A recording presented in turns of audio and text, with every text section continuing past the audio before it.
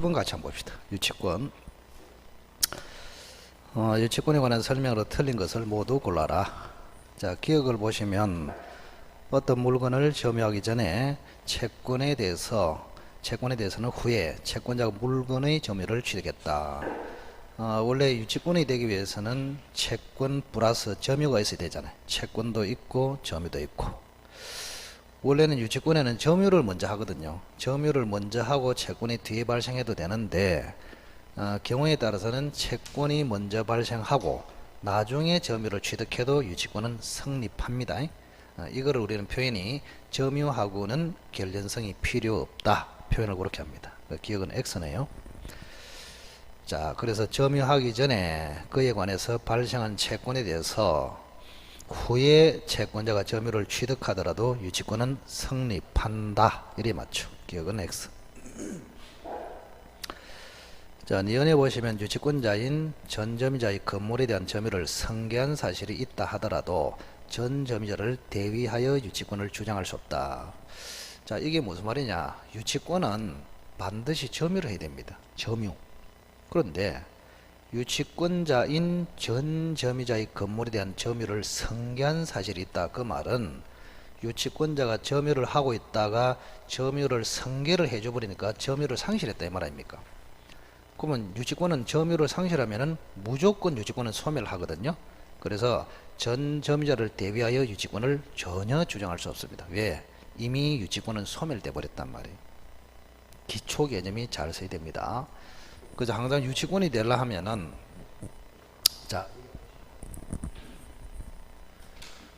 자, 가별한 사람이 집주인입니다.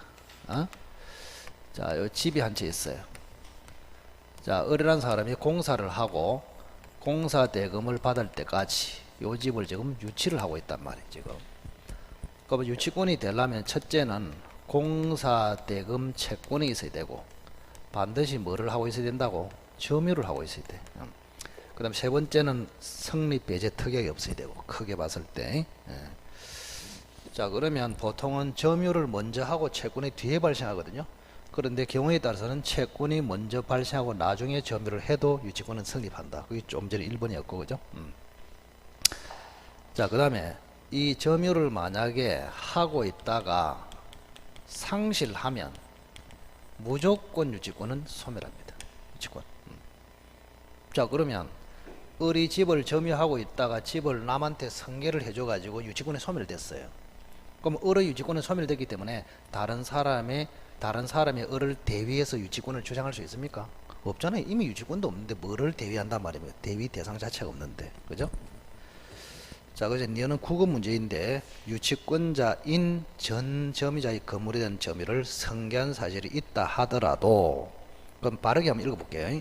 유치권자인 전점유자의 건물에 대한 점유를 승계한 사실이 있다면 그 말은 점유를 상실했다면 전점유자는 그죠?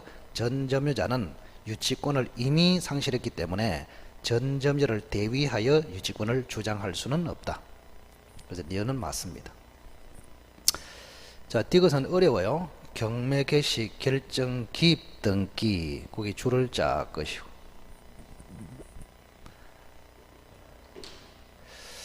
자, 이게 무슨 말이냐.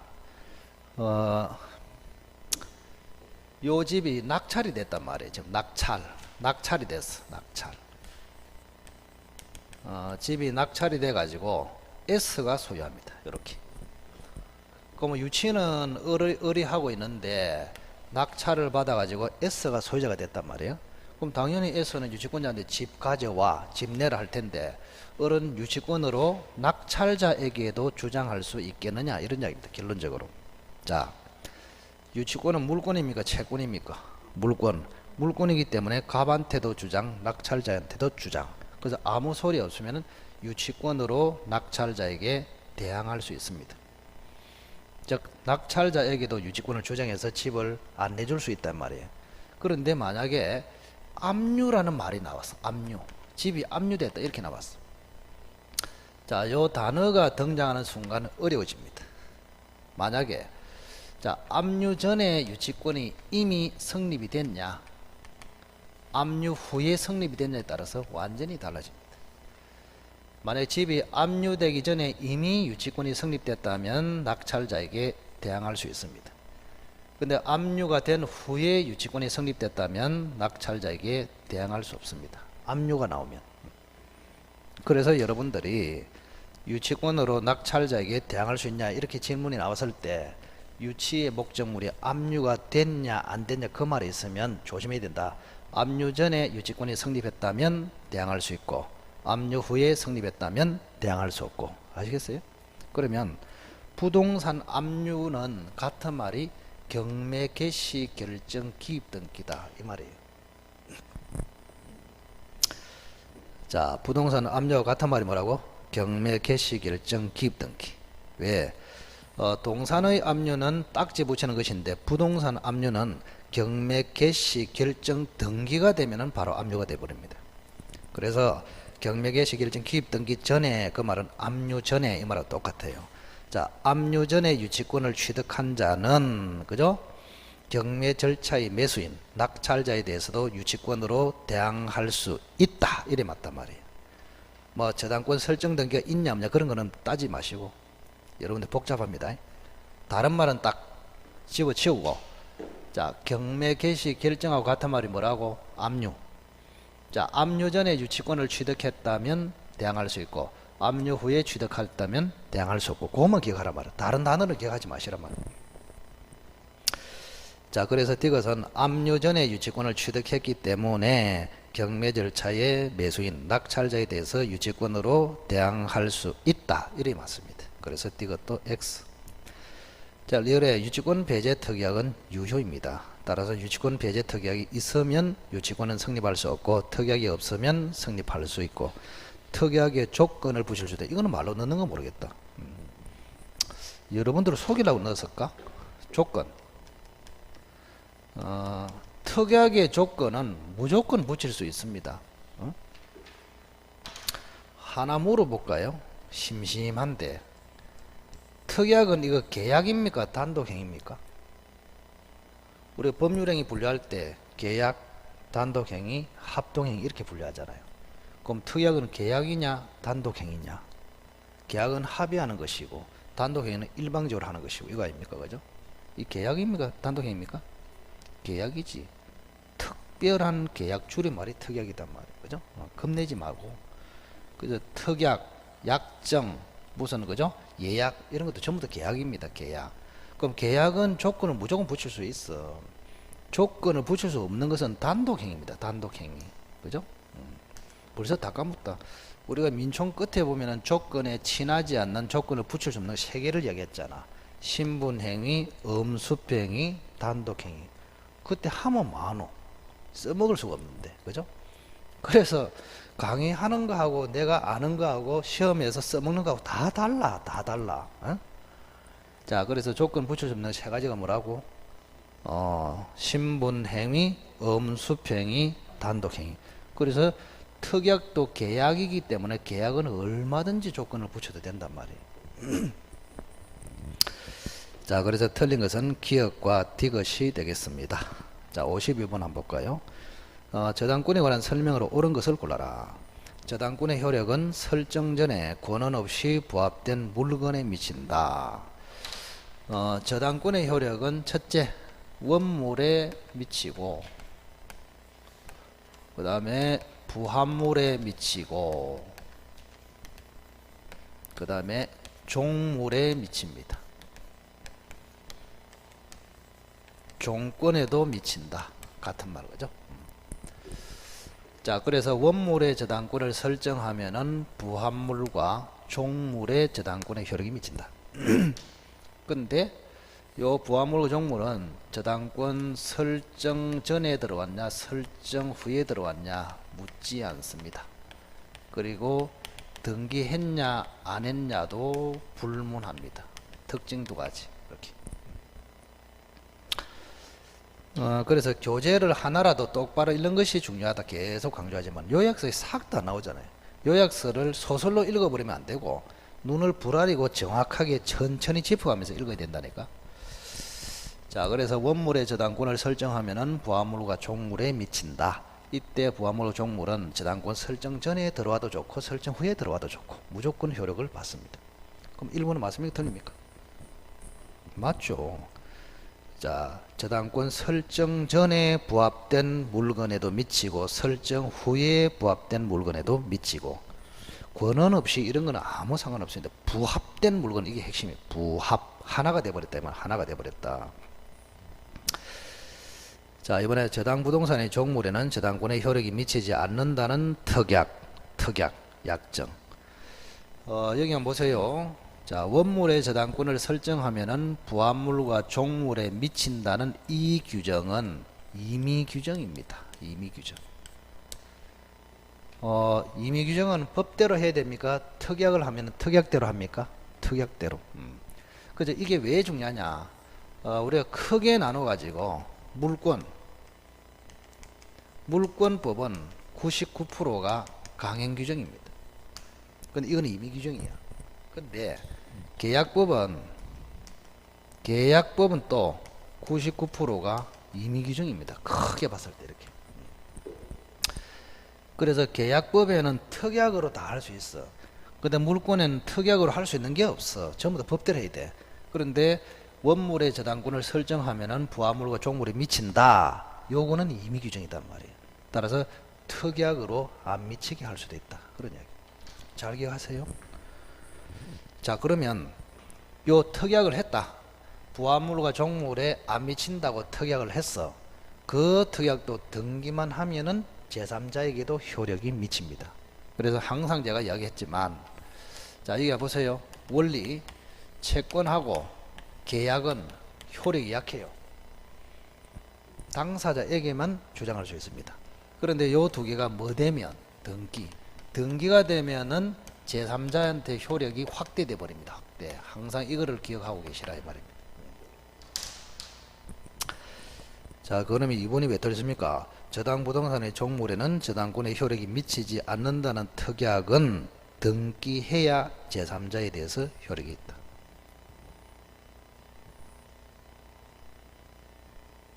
자, 특약도 아니라 계약 아닙니까? 그죠? 특약, 계약, 채권은 등기해야 제3자에 대해서 효력이 있다. 즉, 절대성이 있다. 틀렸고, 자, 3번에 나대지의 저당권이 설정된 후 설정자가 건물을 신축하여 소유하고 있다. 일괄경매를 청구할 수 있다. 자, 일괄경매도 굉장히 중요하죠. 그죠? 일괄경매. 365조에 일괄경매, 한꺼번에 경매를 붙인다. 그런 뜻입니다. 자, 요거하고 366조의 법정지상권하고 정반대입니다. 항상. 그러면, 자, 갑이라는 사람이 토지를 가지고 있습니다. 토지. 이렇게. 토지를 가지고 있다. 근데 건물이 하나 있어요. 이렇게. 근데 요 토지에 을이라는 사람이 돈을 빌려주고 저당권을 딱 잡았단 말이에요. 5월 1일 날. 이렇게. 그러면 이게 이제 건물이 저당권 설정되기 전에 들어왔냐 후에 들어왔냐 이게 굉장히 중요합니다. 만약 이것이 4월 1일 들어왔다 6월 1일 들어왔다 비교를 해보자 말이에요. 그러면 을이 요 대지에 저당권 잡을 당시에 건물이 이미 존재했다. 저당권 잡히고 난 뒤에 건물이 들어왔다 이 말 아닙니까? 그러면 요 4월 1일 날 이미 건물이 있을 때는 건물을 보호해야 됩니다. 건물을 보호하는 제도가 법정지상권 제도입니다. 나중에 땅 주인이나 집주인이 달라졌을 때 건물 철거를 방지하기 위해서 남의 땅에 자동으로 지상권을 가진다. 이걸 뭐요? 법정지상권. 근데 여기는 만약에 후에 들어왔다. 그러면 을이 먼저 저당권을 잡았는데 갑이 건물을 나중에 지어서 을의 담보가치를 하락시켰잖아요. 이때는 저당권자를 보호합니다. 그럼 저당권자를 보호하기 위해서는 지상 건물까지 한꺼번에 경매를 붙여도 된다. 이걸 뭐라고? 일괄경매. 그래서 저당권 설정 전에 건물이면은 법정지상권, 설정 후에 건물이면은 일괄경매 이렇게 됩니다. 그 여기는 6월 1일 날 건물이 들어왔다고 봐야 일괄경매가 된다 이 말입니다. 자, 그러면 일괄경매를 하기 위해서는 첫째는 저당권 설정 후에 건축이 돼야 한다. 이게 철제 요건. 그 다음 두 번째는 반드시 저당권 설정자 갑이죠. 갑이 건물을 소유하고 있어야 된다. 이 두 가지 요건을 반드시 갖춰야 됩니다. 자, 을이 지상 건물까지 한꺼번에 경매를 청구하려면 설정 후에 건축, 토지 저당권 설정자가 건물을 소유. 꼭 기억하십시오. 자, 그래서 3번도 틀렸네요. 일괄 경매를 청구할 수 있다. 자, 4번도 굉장히 조심하라고 입이 아프도록 이야기했는데 기억이 날까? 자, 저당물의 필요비를 지출한 경우에 저당물의 매각대금에서 우선 상환을 받을 수 있는 사람은 제3취득자라고 누누이 강조했습니다. 물상보증인 아니고 누구라고? 제3취득자. 제3취득자.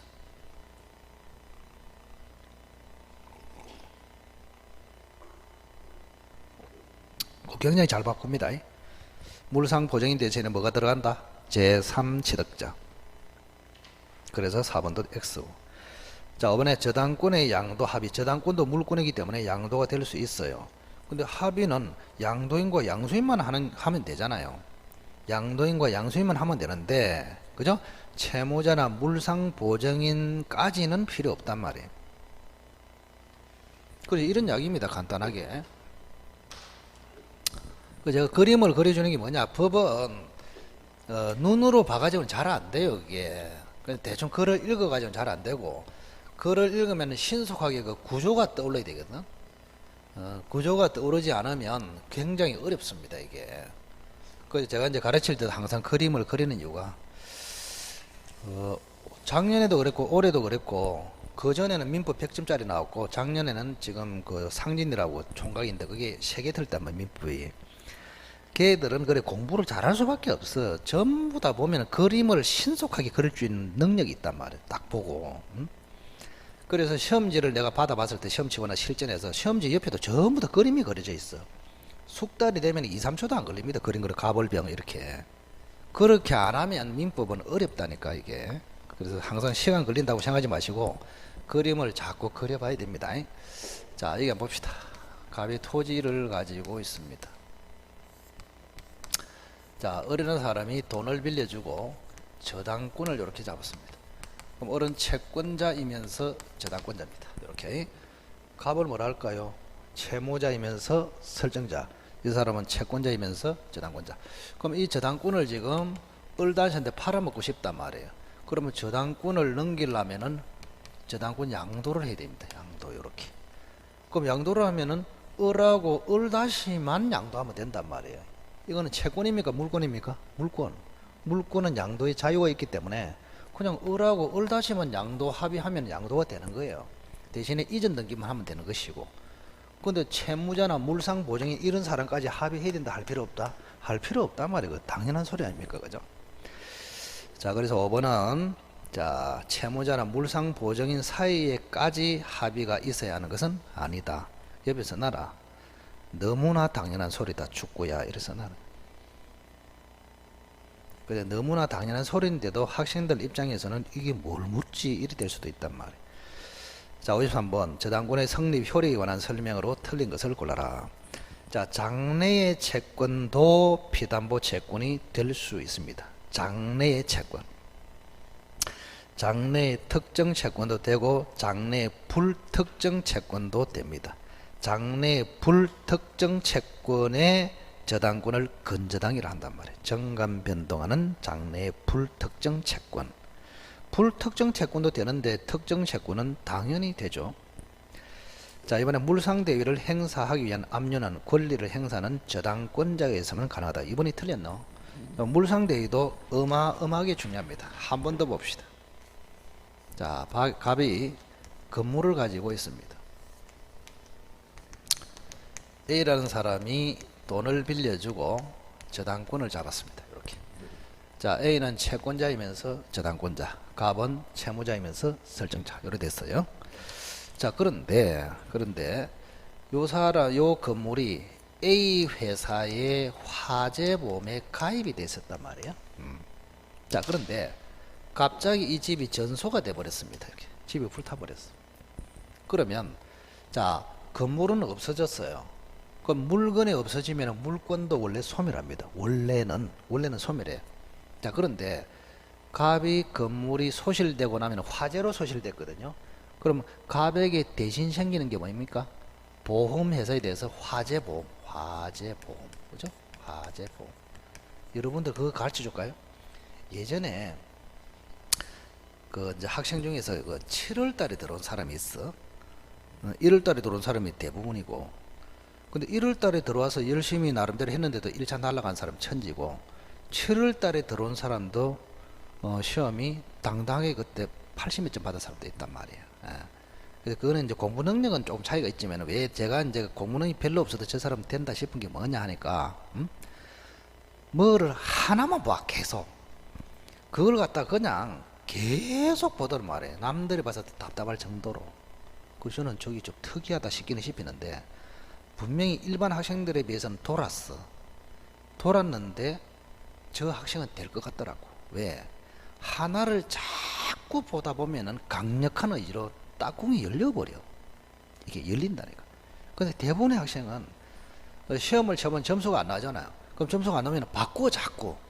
사람도 바꾸어.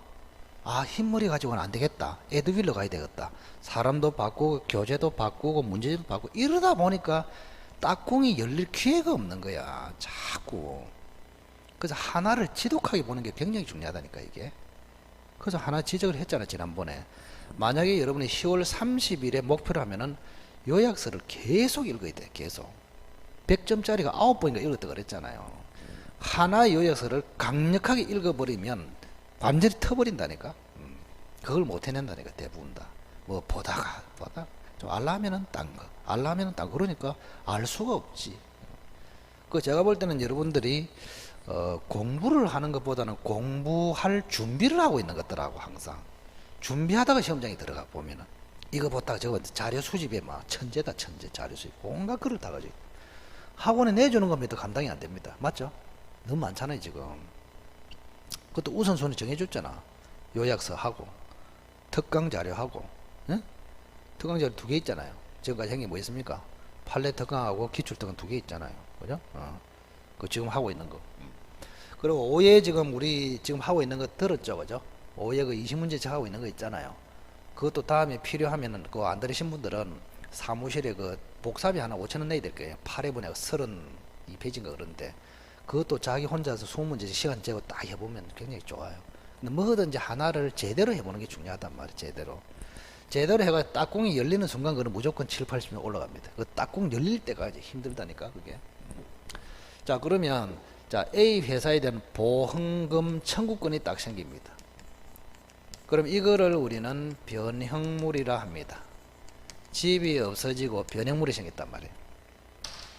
자, 그러면 A는 원래는 저당권이 소멸돼야 맞는데 신속하게 이거를 압류를 해버리면, 그죠? 이 저당권이 이쪽으로 옮겨가서 존속합니다. 이걸 우리는 물상대비라 합니다. 물상대비. 그러면 요 압류는 반드시 A가 해야 되느냐? 아닙니다. 다른 사람이 이미 압류를 해놔도 상관이 없어요. 그걸 묻고 있잖아요. 자, 물상대비 행사를 위한 압류는 저당권자에 의해서만 가능합니까? 제3자에 의해서도 가능합니까? 제3자. 2번이 X입니다. 자, 3번에 저당 부동산에 대해서 지상권을 취득한 제3자. 이 사람을 제3취득자라 합니다. 제3취득자. 저당 부동산에 대하여 후순위로 지상권, 전세권, 소유권을 취득한 제3자를 뭐라고? 제3취득자. 개념을 잡으세요. 저당 부동산에 대해서 사용 수익권을 취득한 제3자를 제3취득자라 합니다. 그럼 이 제3취득자의 가장 큰 권리는, 그죠? 피담보 채권만 대위 변제하고 저당권을 소멸시킬 수 있는 권리입니다. 그 옆에다가 364조. 자, 이건 굉장히 중요합니다. 제3취득자. 자, 그래서 옆에다가 제3취득자의 보호해가지고 3가지 방법, 그죠? 제3취득자가 낙찰을 받을 수 있다. 매수인 자격을 준다. 그 다음에 제3취득자는 채무자를 대의 변제에서 저당권을 소멸시킬 수 있다. 세 번째, 좀 전에 했죠. 제3취득자가 목적물에 지출한 비용은 우선 상환을 받을 수 있다. 물상 보증인 대신에 제3취득자입니다. 우선 상환 그릇. 이 세 가지가 제3취득자 보호제도입니다. 자, 대의 변제에서 핵심은 총채권을 변제하는 것이 아니고 360조 피담보 채권만 변제한다. 그러면 360조 피담보 채권은 지연이자가 1년치만 들어갑니까? 다 들어갑니까? 1년치. 다 들어가면은 총채권, 1년치만 들어가면은 피담보 채권. 그래서 피담보 채권만 변제해도 저당권을 말소할 수 있다. 이게 핵심이단 말이에요. 제3취득자. 그래서 제3취득자가 제가 중요하다 그러면 그 옆에다가 저 같으면은 제3취득자 옆에다가 요약서를 한번 봐야지 이래 써놓겠다. 내 같으면은 쓰겠다 그 말입니다. 여러분은 안 써도 되지. 내 같으면은 쓰겠는데 내 같으면. 자, 4번. 저당권 설정 행위는 처분 행위다. 자, 이것도 굉장히 중요하단 말이에요. 자, 이 갑이라는 사람이 저당권을 을에게 설정을 해줬잖아요. 설정. 그래서 설정자를 하잖아요. 설정 행위. 자, 을은 저당권을 취득했다. 갑은 저당권을 설정해줬다. 이래 됐잖아요. 그럼 이 설정은 처분 행위입니다. 처분 행위라. 자, 처분 행위는 자, 전에도 이야기했지만 그죠? 물권을 이전한다. 물권을 양도한다. 물권을 설정한다. 물권을 포기한다. 딱 이거밖에 없어. 처분 행위는. 자, 그래서 앞으로 처분이라는 단어가 나오면 뭐라고? 물권 이전, 물권 양도, 물권 설정, 물권 포기. 이걸 합해서 뭐라고? 처분. 그러면 처분 행위하고 반대말이 부담 행위라고 총칙 전반에서 배웠습니다. 이거는 다른 말로 채권 행위랍니다. 채권 행위. 각종 계약을 이야기합니다. 각종 계약. 매매 계약, 임대차 계약 이런 거를 부담 행위, 채권 행위. 그럼 차이가 뭐라 했습니까? 처분 행위는 반드시 처분권이 있어야 처분 행위가 유효합니다. 그런데 부담 행위는 처분권이 없어도 부담 행위는 유효하다. 이런 큰 차이가 있단 말이에요. 이렇게. 그래서 그러면 갑이 을에게 저당권을 설정하는 행위는 처분 행위죠.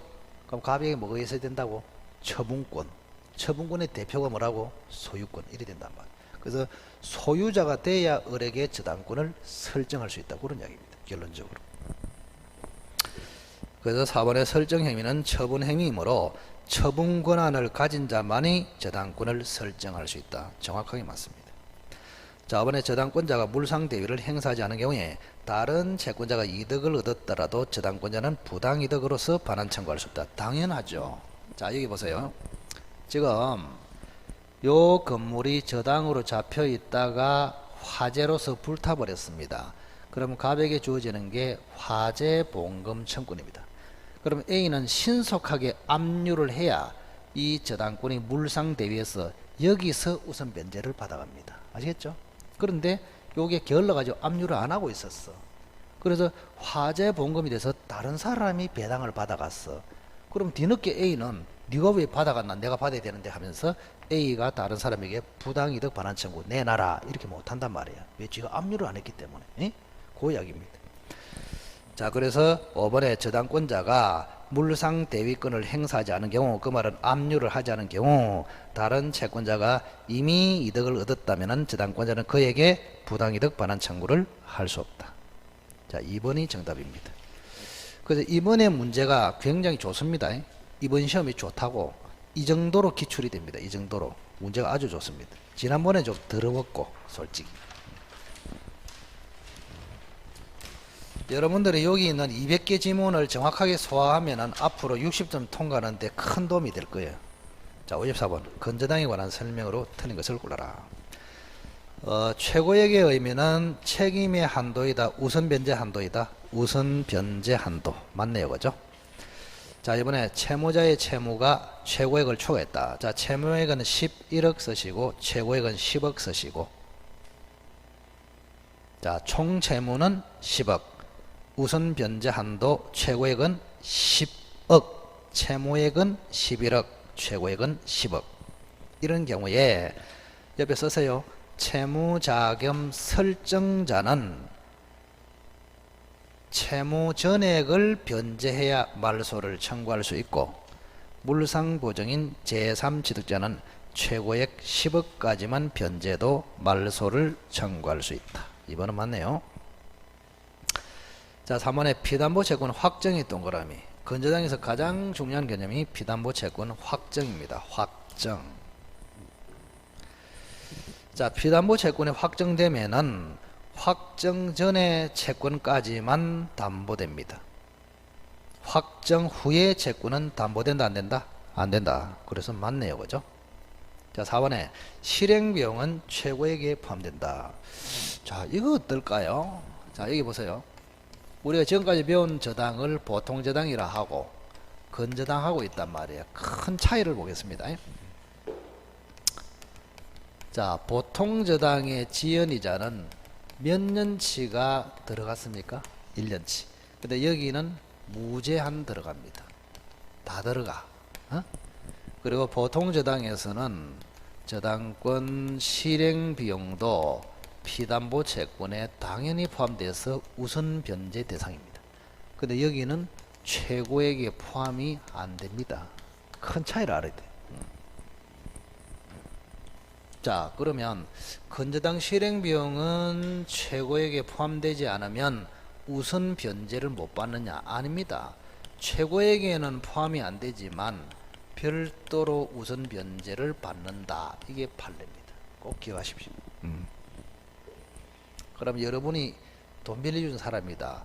보통 저당을 잡겠다, 건저당을 잡겠다? 건저당을 잡지. 훨씬 유리하잖아요. 왜? 건저당은 지연이자까지 싹 다 우선 변제 받을 수 있단 말이에요. 자, 그럼 맞습니까? 틀립니까? 4번 틀렸죠. 실행비용은 최고액에 포함되지 않는다. 포함되지 않으나 별도로 우선 변제는 받을 수 있다. 자, 이번에 건저당권의 후순위 담보권자가 자, 경매 신청으로 피담보 채권이 확정된다. 자, 이것도 시험에 수없이 나왔잖아요. 그죠? 피담보 채권 확정이 건저당에서는 가장 중요합니다. 피담보 채권 확정. 특히 경매 신청으로 확정될 때가 중요합니다. 왜? 누가 경매 신청했냐에 따라서 확정 시점이 달라져요. 자, 한 번 더 보겠습니다. 자, 갑이 토지를 가지고 있다. 성진아, 이번 시험 첫째? 반 정도 맞더나? 저는 그 8월 말까지는 반 정도 맞더나 이것밖에 안 물어봐요. 왜? 반을 넘기면 될 가능성이 매우 높기 때문에 여태까지 계산으로 봤을 때 반이 안 되면 더 열심히 노력해야 되고, 반이 되면은 정상적으로 진행되면은 1차는 된다. 제가 봤을 때. 구체적으로 몇 점 이런 건 절대 안 묻습니다. 필요도 없고 저한테는. 왜? 점수는 어차피 왔다 갔다 하기 때문에. 예? 그래서 지금은 반 정도를 기준으로 생각하시면 돼. 8월 말까지. 그리고 민법은 특히 9월달, 10월달 마지막에 점수가 폭발적으로 오는 사람이 굉장히 많아요. 그때. 왜? 제가 항상 이야기하면 다른 과목보다 점수가 좀 빨리 나온다 했습니까? 늦게 나온다 했습니까? 늦게 나와, 이게. 늦게. 개로는 주로 3, 4개월 만에 점수가 나와. 민법은 6, 7개월 가야 점수가 조금씩 나오기 시작한단 말이에요. 예. 그래서 민법이 골치 아프다니, 골치 아파.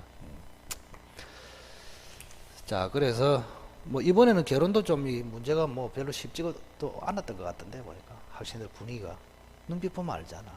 그래서 와가지고 민법 어렵대요 이렇게 이야기하더라고 저한테. 그럼 개론은 굉장히 쉬웠으면 다행이겠네 하니까 그것도 이래 샀더라고 보니까. 예. 어차피 공부가 안 돼 있으면 뭐 이러나 저러나 다 어렵습니다. 어쩔 수 없이. 자, 여기 한번 봅시다. 자, 갑의 토지에 지금 A라는 사람이 건저당권자가 한 사람 있고, 또 좀 있다가 B라는 사람도 건저당권을 잡았습니다. 그럼 이 사람이 선순위고 이 사람이 후순위단 말이에요. 우선 여기 기본기가 돼 있을 때, 자, 자, A든 B든 누구 한 사람이 경매를 신청하면은 모든 피담보 채권이 확정됩니다. 그래도 확정되는 시점이 다를 뿐이에요. 자, 그러면 잘 들으세요. 지금 A의 피담보 채권 확정 시점을 묻고 있습니다. 주인공이 누구라고? A. 그러면 A 지가 신청해도 확정, B가 신청해줘도 확정됩니다. 그럼 A 지가 신청하면은 신청 시에, B가 신청해주면 매각대금 완납시. 아시겠어요? 그 다음 두 번째. 이제 B의 채권이 주인공이야. 그 B의 피담보 채권의 확정 시점은 B 지가 신청하면은 신청한 때, A가 신청해주면 직권은 매각대금 완납했을 때. 무슨 말인지 알겠어요? 그러니까 자기 채권은 자기가 신청할 때 확정, 내 채권인데 남이 신청해줬어. 그거는 매각대금 완납했을 때. 그 이야기입니다. 그럼 5번을 읽었을 때 지가 신청했습니까? 남이 신청했습니까? 5번 딱 읽었을 때 남이 신청했지. 건저당권의 후순위 담보권자가 경매를 신청했다 이렇게 돼 있잖아요. 지가 신청했다 남이 했다? 남이 했다 그래. 남이 했다는 게 전제가 돼 있잖아요. 그러니까 언제 매각대금 완납한 때 확정 이렇게 되잖아요.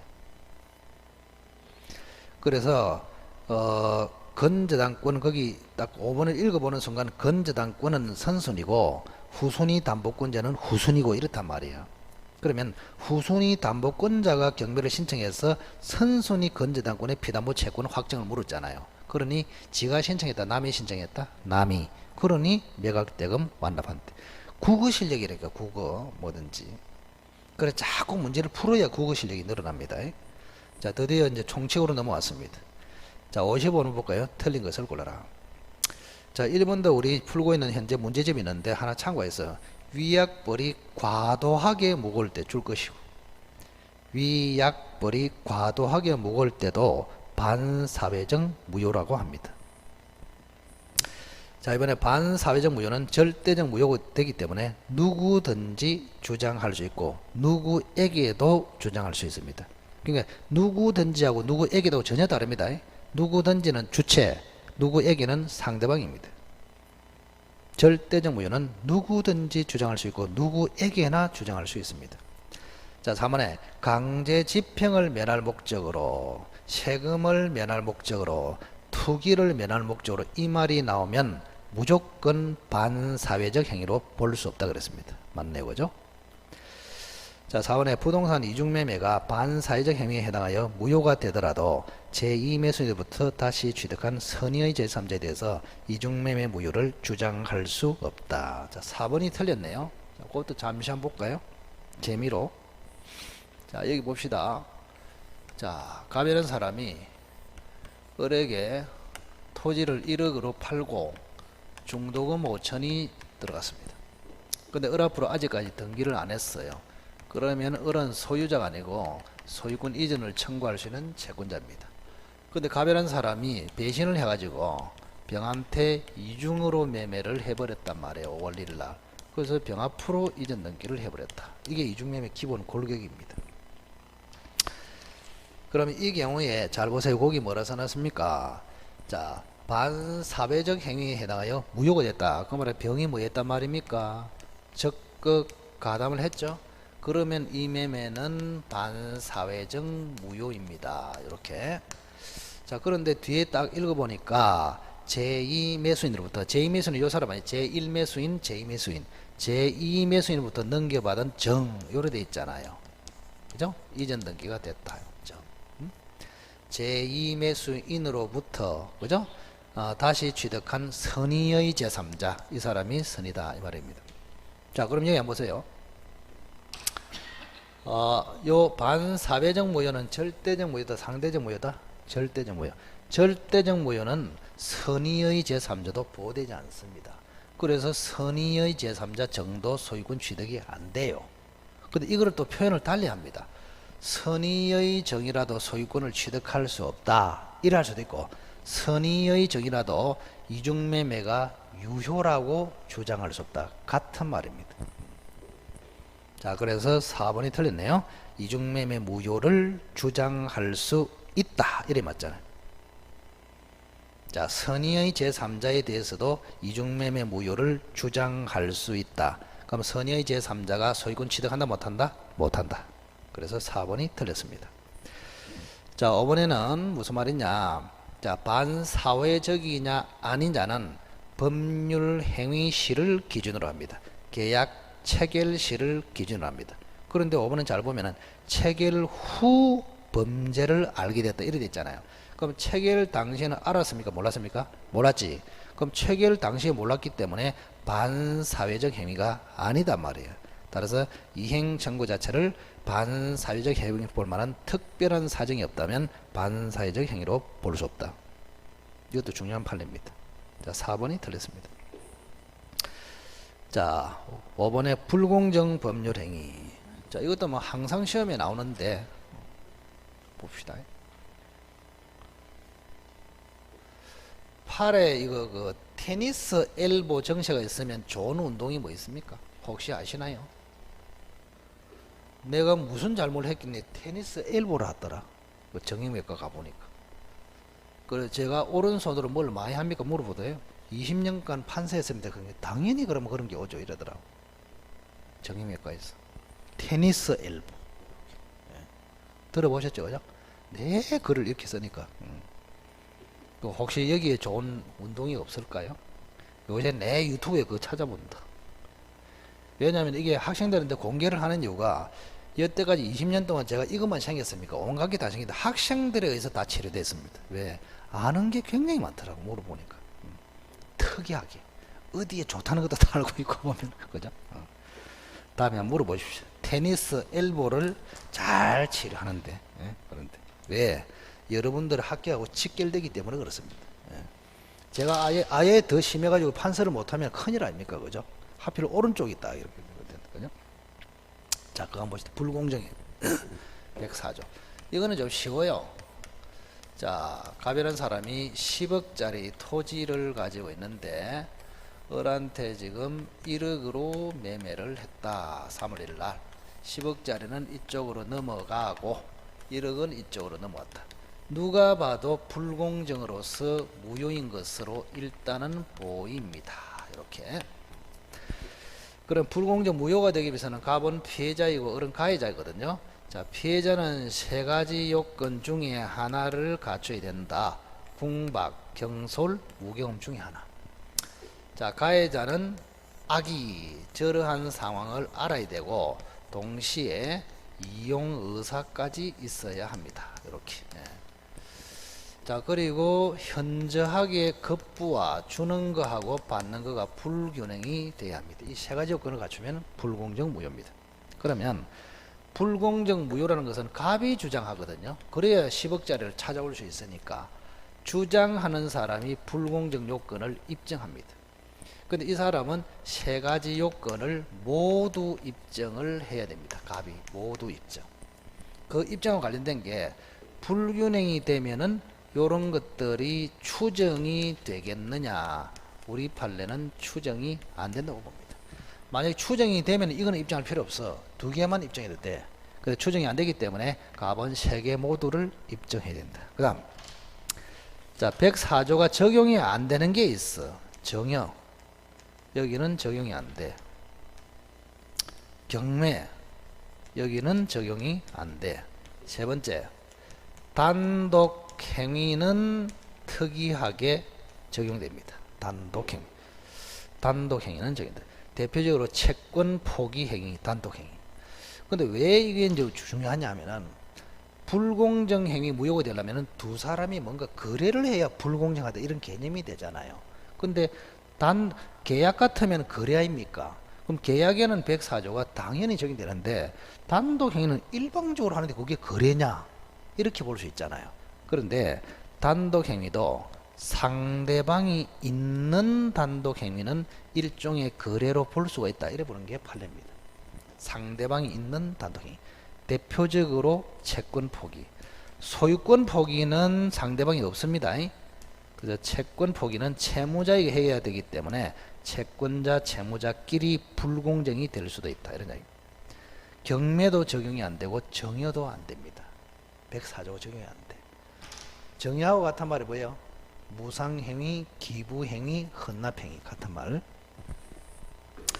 자, 1번 볼까요? 무상행위, 즉 정의에는 불공정 행위가 될 수 없다. X. 자, 이번에 대리인이 궁박 상태에 있고 상대방이 이를 이용하였더라도 본인이 궁박에 있지 않았다면 폭리행위가 성립돼. 폭리행위는 아니라 불공정행위입니다. 폭리행위, 불공정행위. 단어를 자꾸 바꿔 쓰니까 학생들이 미친단 말이에요. 똑같은 말인데. 그러면 저는 똑같은 말을 전부 다 알고 있기 때문에 얼마나 쉽겠습니까? 여러분은 여기서 썼다가 저기 썼다 하니까 이게 뭐고 이래 되는 거 아닙니까? 그죠? 자, 우리가 여기 한번 보세요.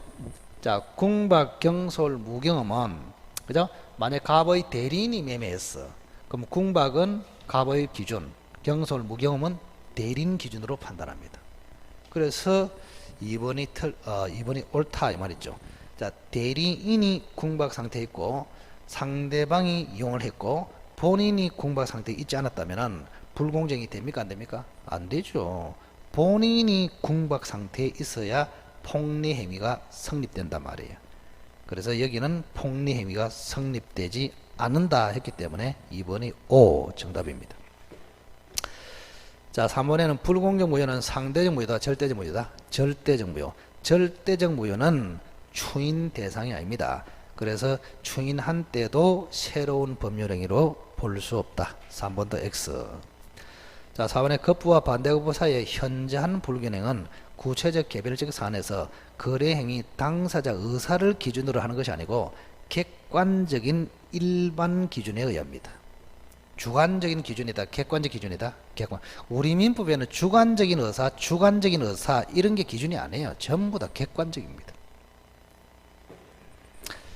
자, 오늘 불공정 법률 행위에 있어서 급부와 반대급부 사이에 현저한 불균형이 있으면 아까 추정이 된다 안 된다? 안 된다 그랬습니다. 2번만 옳습니다. 자, 57번. 비진위 표시에 관한 설명으로 옳은 것을 골라라. 비진위 표시. 자, 진위는 희망이라 했습니까? 생각이라 했습니까? 생각. 그래서 1번은 X입니다. 자, 2번 잘 보세요. 근로자의 자의에 의한 것이 아니라 사용자의 일방적인 결정에 따라서 퇴직과 재입사의 형식을 거친 경우에, 즉 그 말은 근로자가 퇴직의 의사가 있었다 없었다? 없었다. 퇴직의 의사가 없으면서도 퇴직서를 제출했기 때문에 비진위 표시에 해당한다. 맞네요. 그죠? 2번은 O. 자, 3번에 대리인이 오직 자기의 이익을 꾀할 목적으로 대리권을 남용. 자, 대리권 남용의 동그라미. 자, 대리권 남용을 처리할 때도 비진위 표시 규정이 유추 적용될 수 있다. 이게 판례입니다. 즉, 대리권 남용을 상대방이 알았거나 알 수 있었다면은 무효이다. 즉, 비진위 표시 규정을 유추 적용해서 처리합니다. 3번도 X. 자, 4번에 진위 아닌 의사 표시는 상대방이 진위 아님을 알았거나 알 수 있었을 경우에는 무효이다. 이래 해야지 취소할 수 있다. 전혀 틀렸습니다. 무효이다. 이래 맞습니다. 자, 5번에는 공법 행위에는 비진위 표시 규정이 적용이 안 됩니다. 자, 우리가 비진위 표시는 잠시 한번 봅시다. 비진위 표시. 자, 갑이 토지를 을에게 정여를 했습니다. 이렇게. 근데 정여할 의사가 없으면서도 정여하겠다고 표시했다. 그게 알고 이거를 비진위 표시라고 합니다. 비진위 표시. 그래, 비진위 표시는 아무 소리 없으면 표시된 대로 효력이 있어요. 그러나 예외적으로 비진위 표시가 무효로 갈 수도 있다. 그 뭐요? 갑에게 진위가 없음을 을이 뭐 했거나 알았거나 알 수 있었다면은 무효이다 이 말입니다. 자, 그런데 만약 이것이 공무원이 됐단 말이에요. 공무원이 퇴직의 의사, 퇴직입니다. 공무원이 퇴직의 의사가 없으면서도 퇴직서를 제출했단 말이에요. 즉 퇴직의 비진위 표시를 해도 이런 식으로 되겠느냐? 아닙니다. 절대 공법행위에는 107조가 적용이 안 되기 때문에 언제나 퇴직이 돼버립니다. 유효로서 이렇게. 자, 이거를 표현할 때 사인의 공법행위에는 비진위 표시 규정이 적용 안 된다. 이게 판례예요. 적용 안 된다는 말은 선악에 따라서 유효, 무효로 되는 것이 아니고 언제나 유효이다. 언제나 잘린다. 이런 이야기. 그래서 5번을 맞게 하려면은 자, 사직의 의사가 없다는 것을 처분권자가 알았거나 알 수 있었다면은 그 의사 표시는 무효이다가 아니고 언제나 무효이다. 언제나 유효이다. 이래 맞습니다. 언제나 유효이다. 자, 이 말은 107조가 적용이 됩니까? 안 됩니까? 안 되죠. 그죠? 아유, 허리가 아프다. 비진이 표시. 예. 언제나 유효입니다. 5번. 자, 57번도 완전히 기본기이기 때문에 꼭 훈련하시기 바랍니다. 여러분이 기본기만 잘 익히면 70점 넣는 건 아무것도 아니에요. 쓸데없이 너무 어려운 거 할 필요 없어. 기본기를 정확하게 해야 됩니다. 자, 58번에 차고 설명으로 옳은 것을 골라라. 뭐 기억은 참고로 하시면 됩니다. 차고가 미필적 장래의 불확실한 사실에 관한 것이라도 차고에서 제외되는 것이다. 이 판례가 이긴 아닌데 지엽적인 판례예요. 신경질 나면은 기억은 안 봐도 돼. 어쨌든 간에 차고가 미필적인 장래의 불확실한 사실에 관한 것도 차고 대상이 된다. 자, 년 표의자의 중과실 유무는 차고에 의한 의사표시의 효력을 부인하는 자. 야, 또 나오네. 이 증명 문제가 차고에서는 계속 나와요. 계속. 그리고 이번에는 요거 이제 출제한 놈이 내가 다 알거든요. 누가 냈는지. 지난번에 출제한 놈은 한 소리 들었고 저한테 문제를 지지분하게 내가지고 이번에는 내가 이제 이번에는 좀 그래도 그런 대로 냈나 하니까 기분이 좋아갖고 뭐지 사들. 자, 요거 한번 봅시다. 갑이라는 사람이 착오를 했거든요. 착오를 해가지고 을한테 지금 토지가 넘어왔어. 이렇게. 그러면 이게 취소를 하고 싶단 말이야. 그럼 취소를 하려면 두 가지 요건을 갖춰야 돼. 중요 부분에 착오가 있어야 되고. 들어보셨죠? 또 뭐가 없어야 된다? 중과실이 없어야 된다. 이 말입니다. 그럼 이거를 누가 입증하느냐? 요거는 갑이 입증하고 요거는 을이 입증한다. 이 말입니다. 중요 부분은 갑이, 중과실 여부는 을이. 근데 갑이 을이 이렇게 안 냅니다. 문제는. 그럼 갑을 뭐라냐? 갑의 입장을 생각하면 돼. 이거 외울 필요도 없고. 갑은 지금 여러 가지로 제가 표현해 볼게요. 갑은 차고자, 취소하려는 자, 또 착오에 의한 의사표시를 한 표의자, 또 효력 발생을 다투는 자. 그 다음 을은 상대방, 효력 발생 주장자, 취소를 막으려는 자. 여러 가지로 표현할 수 있잖아요. 그래서 갑이라는 사람을 가장 많이 표현하는 게 효력 발생을 다투는 자. 이 사람은 효력 발생 주장자. 이렇게. 자, 그러면 니어는 중과실 여부는 을이 입증하잖아요. 을을 뭘 한다고? 효력 발생 주장자. 효력을 다투는 자, 효력을 부인하는 자는 갑입니다. 그래서 니어는 X입니다. 자, 디귿 앞에다가 쓰세요. 전형적인 유발된 동계의 착오. 자, 동계의 착오라는 말이 나오면 동계의 착오는 원칙은 취소할 수 없다. 예외적으로 동기가 표시되면은 취소할 수 있다. 그런데 상대방에서 유발된 동계의 착오는 표시 없이도 취소할 수 있다. 이것은 전형적인 공무원에 의해서 유발된 동계의 착오를 했기 때문에 동기 표시가 없어도 무조건 취소할 수 있다. 이것은 맞네요. 자, 이건 옆에다가 유발된 동계의 착오의 대표적인 판례. 자, 리얼에 착오와 표의자의 중대한 과실로 인한 경우에는 상대방이 표의자의 착오를 알고 이용했다. 자, 좀 전에 여기 한번 보세요. 앞으로. 자, 중과실이 없어야 취소할 수 있잖아요. 맞죠? 갑에게 큰 과실이 없어야 착오로 취소한단 말이야. 근데 중과실이 있어요. 그럼 중과실이 있으면 원칙은 취소가 됩니까? 안 됩니까? 안 돼. 그런데 중과실이 있는데 요 을이라는 놈이 갑의 착오를 이용을 해버렸어. 그러면 중과실이 있는 갑보다는 이용한 을이 더 나쁘다고 봅니다. 그래서 원래는 중과실로 착오하면 취소할 수 없는데 상대방이 이용을 해버리면 중과실이 있더라도 취소할 수 있다. 이게 판례입니다. 이것도 굉장히 중요한 판례입니다. 그래서 리얼은 X입니다. 옳은 것은 기역과 디귿이 되겠습니다. 자, 59번 문제를 천천히 읽어보세요.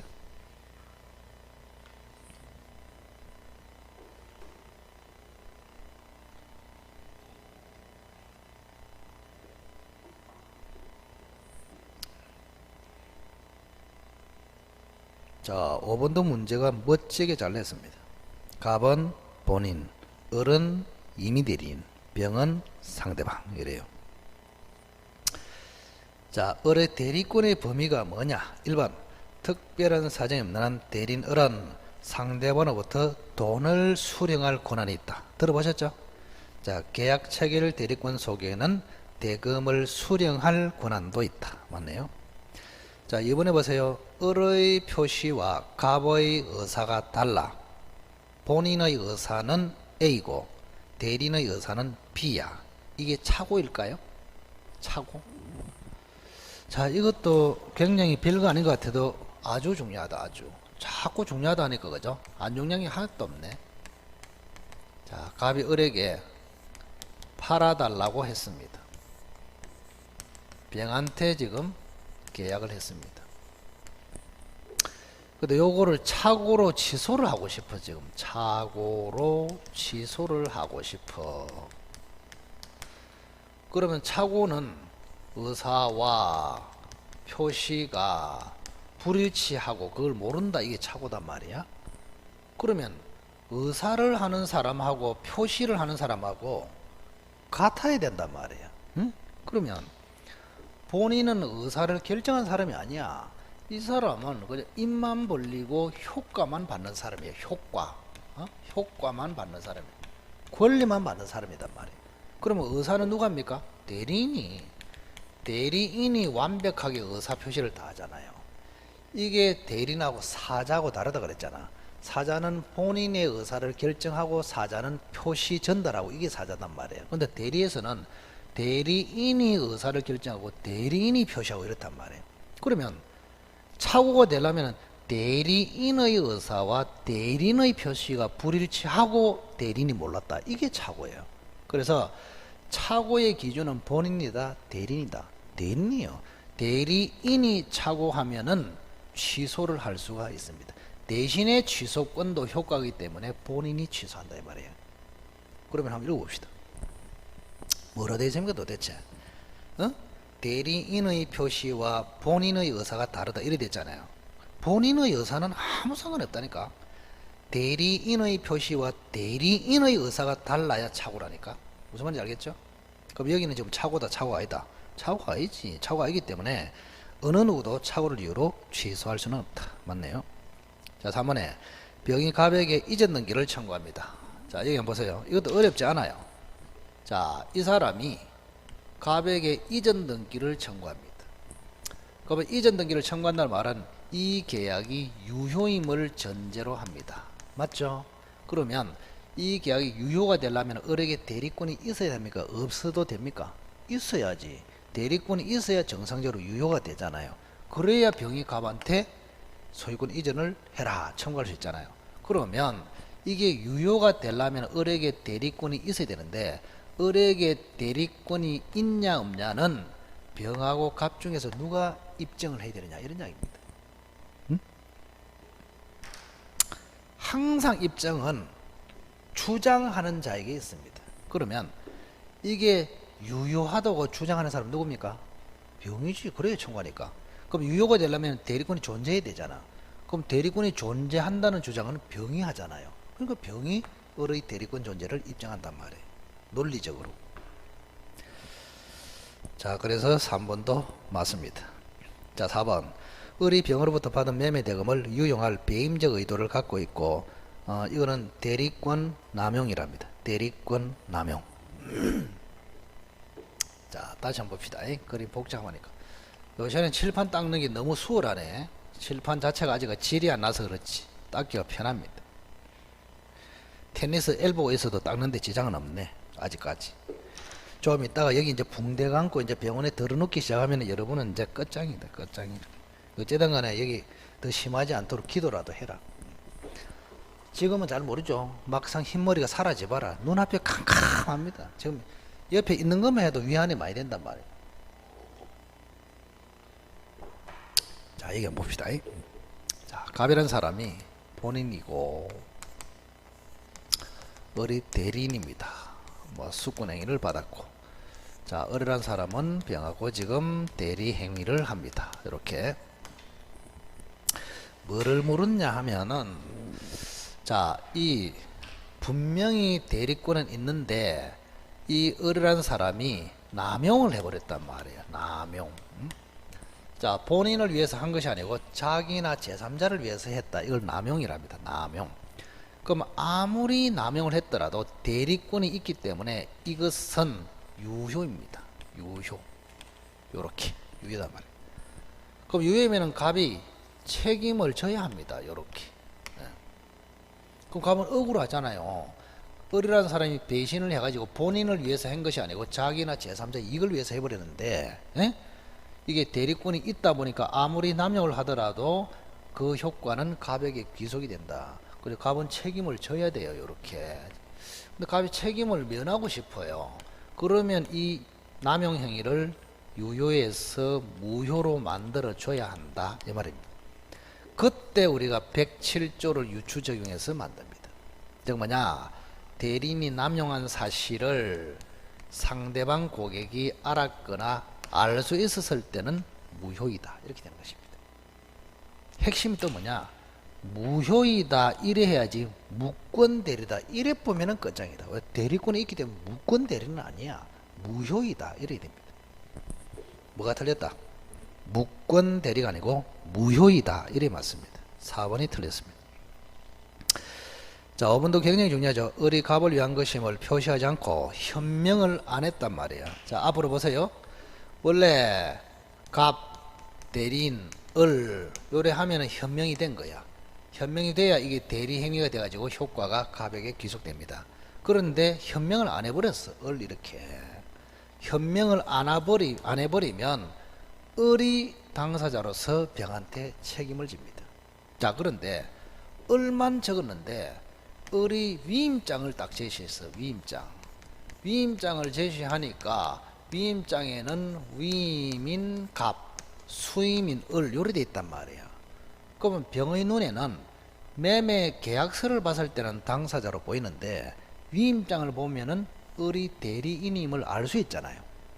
즉 위임장을 통해서 을이 대리인임을 병이 알았거나 알 수 있었다면은 현명이 된 것으로 봅니다. 그때는 정상적으로 현명을 했기 때문에 그 당사자는 갑이 되어버립니다. 자, 다시 한번.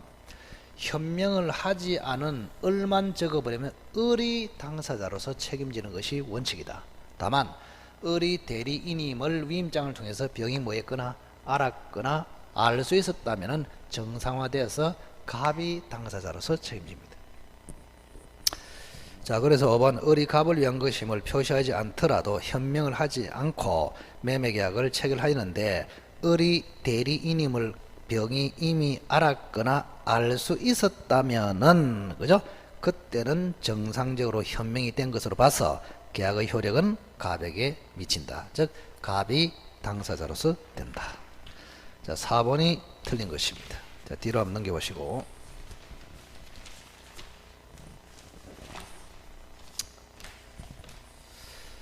자, 60번도 아주 좋네요. 60번. 자, 갑의 성년인 아들 을은 대리권 없이 성년인 아들 을 나오기 때문에 을은 이미 대리인이다 이 말입니다. 만약에 미성년자 이래 나오면은 이제 그죠? 법정 대리 문제가 되겠죠? 자, 성년의 아들 을은 그죠? 위조의 동그라미 대리인이라고 칭하면서 동그라미 이 말이 딱 나오는 순간 표현 대리는 절대 안 됩니다. 표현 대리는 절대 안 된다. 그 표현 대리 안 되면 협의의 무권 대리가 됩니다. 협의의 무권 대리. 자, 협의의 무권 대리는 그것도 기초가 좀 돼야 됩니다. 간단하게, 간단 명료하게.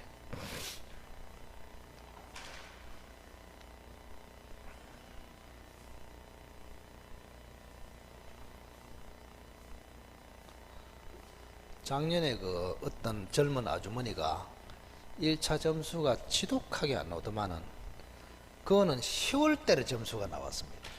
계속 뭐 40 몇 점 이래 봤다가 10월 달에 그때 70 몇 점 나왔어요. 10월 달에 모의고사 아니 마지막에.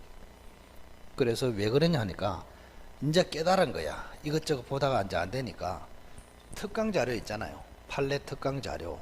그다음 그때 되면 또 백선 뭐 특강 자료 이런 거 있거든. 특강 자료를 거의 12번 읽었다 하더라고. 계속 읽었다 하더라고. 계속. 그러니까 이제 자기 말로는 눈이 떠이더라 이러더라고. 시험 며칠 전에면 눈이 떠이도 합격해 그 사람은. 예. 그래서 실전 시험에서는 한 75점 받았다더라고. 예? 계속 40 몇 점 이래 봤다가 막판에 10월 달에 그래 70점 이렇게 됐다니까 그게. 예. 그 시험은 알 수가 없어요. 알 수가 없어. 지금 아무리 잘해도 뭐 날아갈 수도 있고, 지금 아무리 뭐 점수가 뭐 안 나와도 그때 될 수도 있는 것이고, 그게 시험이에요 원래. 그 제가 항상 말할 때 모의고사 치고 나면은 잘 친 사람은 절대 자만하지 마라 그렇게 이야기하는 이유가 있습니다. 못 친 사람도 실망하지 마라 이유가 있잖아요. 그거 다. 아직은 아니단 말이에요. 자 여기 봅시다. 자 갑이 토지를 가지고 있습니다. 대리권이 없어요. 자 병하고 계약을 했습니다. 그러면 대리권 없이 하면은 유동적 무효입니다. 유동적 무효. 오늘 여러분들이 5명이 도와주셔 가지고 제가 강의할 때 훨씬 편합니다. 훨씬 편하다. 지금 소강의실에 하면 앞에 사람이 있습니까 없습니까? 없어. 외롭습니다. 외로운 투쟁입니다. 예? 누가 내를 봐주는 사람도 눈이라도 한 번씩 맞추잖아요 이렇게. 그러면 의색하기도 하고, 지금은 의색을 별로 안 합니다. 숙달이 많이 돼가지고. 근데 이상합니다. 좀 로봇처럼. 혼자서 하는 게 쉽지가 않아요. 자, 협의의 무권대리다. 이렇게. 그러면 유동적 무효에서 확정 유효로 바뀔 수도 있고, 확정 무효로 바뀔 수도 있단 말이에요. 그거는 갑의 권한에 달려 있습니다. 자, 갑이 추인을 하면은 확정 유효, 거절을 하면은 확정 무효, 또 병이란 사람이 최고를 할 수도 있고 철회를 할 수도 있습니다. 철회를 하더라도 확정 무효입니다. 최고는 어떨까요? 추인할래 말래 최고 이랬을 때 갑이 아무 소리 안 하고 침묵을 하면은 거절로 봅니다. 이렇게 아시겠어요? 거절로 보니까 무효로 확정됩니다. 그럼 결론이 딱 섰네. 갑이 추인을 하면은 확정 유효, 갑이 거절을 하면은 확정 무효, 그죠? 병이 철회를 해도 확정 무효, 병이 뭐 했을 때 최고 했을 때 갑이 침묵을 해도 확정 무효 이렇게 되잖아요. 간단하게. 자, 그리고 여기서 또 제일 중요한 게 뭐냐? 만약에 을이라는 사람이, 그죠? 대리권 증명도 못하고, 갑으로부터 추인도 못 받고, 병이 철회도 안 하고, 이래 되면은 여전히 유동적 무효입니다. 그러면 유동적 무효도 무효입니다. 무효이면은 갑이 책임을 집니까? 안 집니까? 안 져요. 무효면. 거래가 성사가 됐습니까? 안 됐습니까? 안 됐어요. 그럼 갑은 책임이 없다. 서로 간에 책임이 없어요. 이때는 협의의 무권 대리인이 스스로 책임을 집니다. 이게 굉장히 중요한 책임이다 그랬습니다. 135조 책임.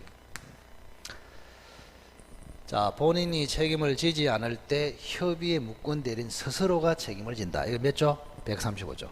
그러면 이렇게 되려면 이 사람은 반드시 행위 능력을 가지고 있어야 됩니다. 행위 능력. 원래 대리는 행위 능력이 필요 없잖아요. 그런데 135조 책임을 질 때는 행위 능력이 반드시 된다. 따라서 행위 능력이 없는 미성년자는 절대 책임을 지지 않습니다. 그 다음 책임을 묻는 병은 반드시 선의 무과실 여한, 이 두 개라도 기억해야 됩니다.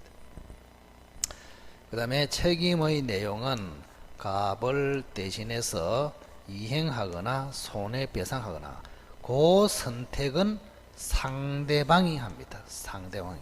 누가 한다고? 상대방이. 그 이 세 가지로도 기억하시라.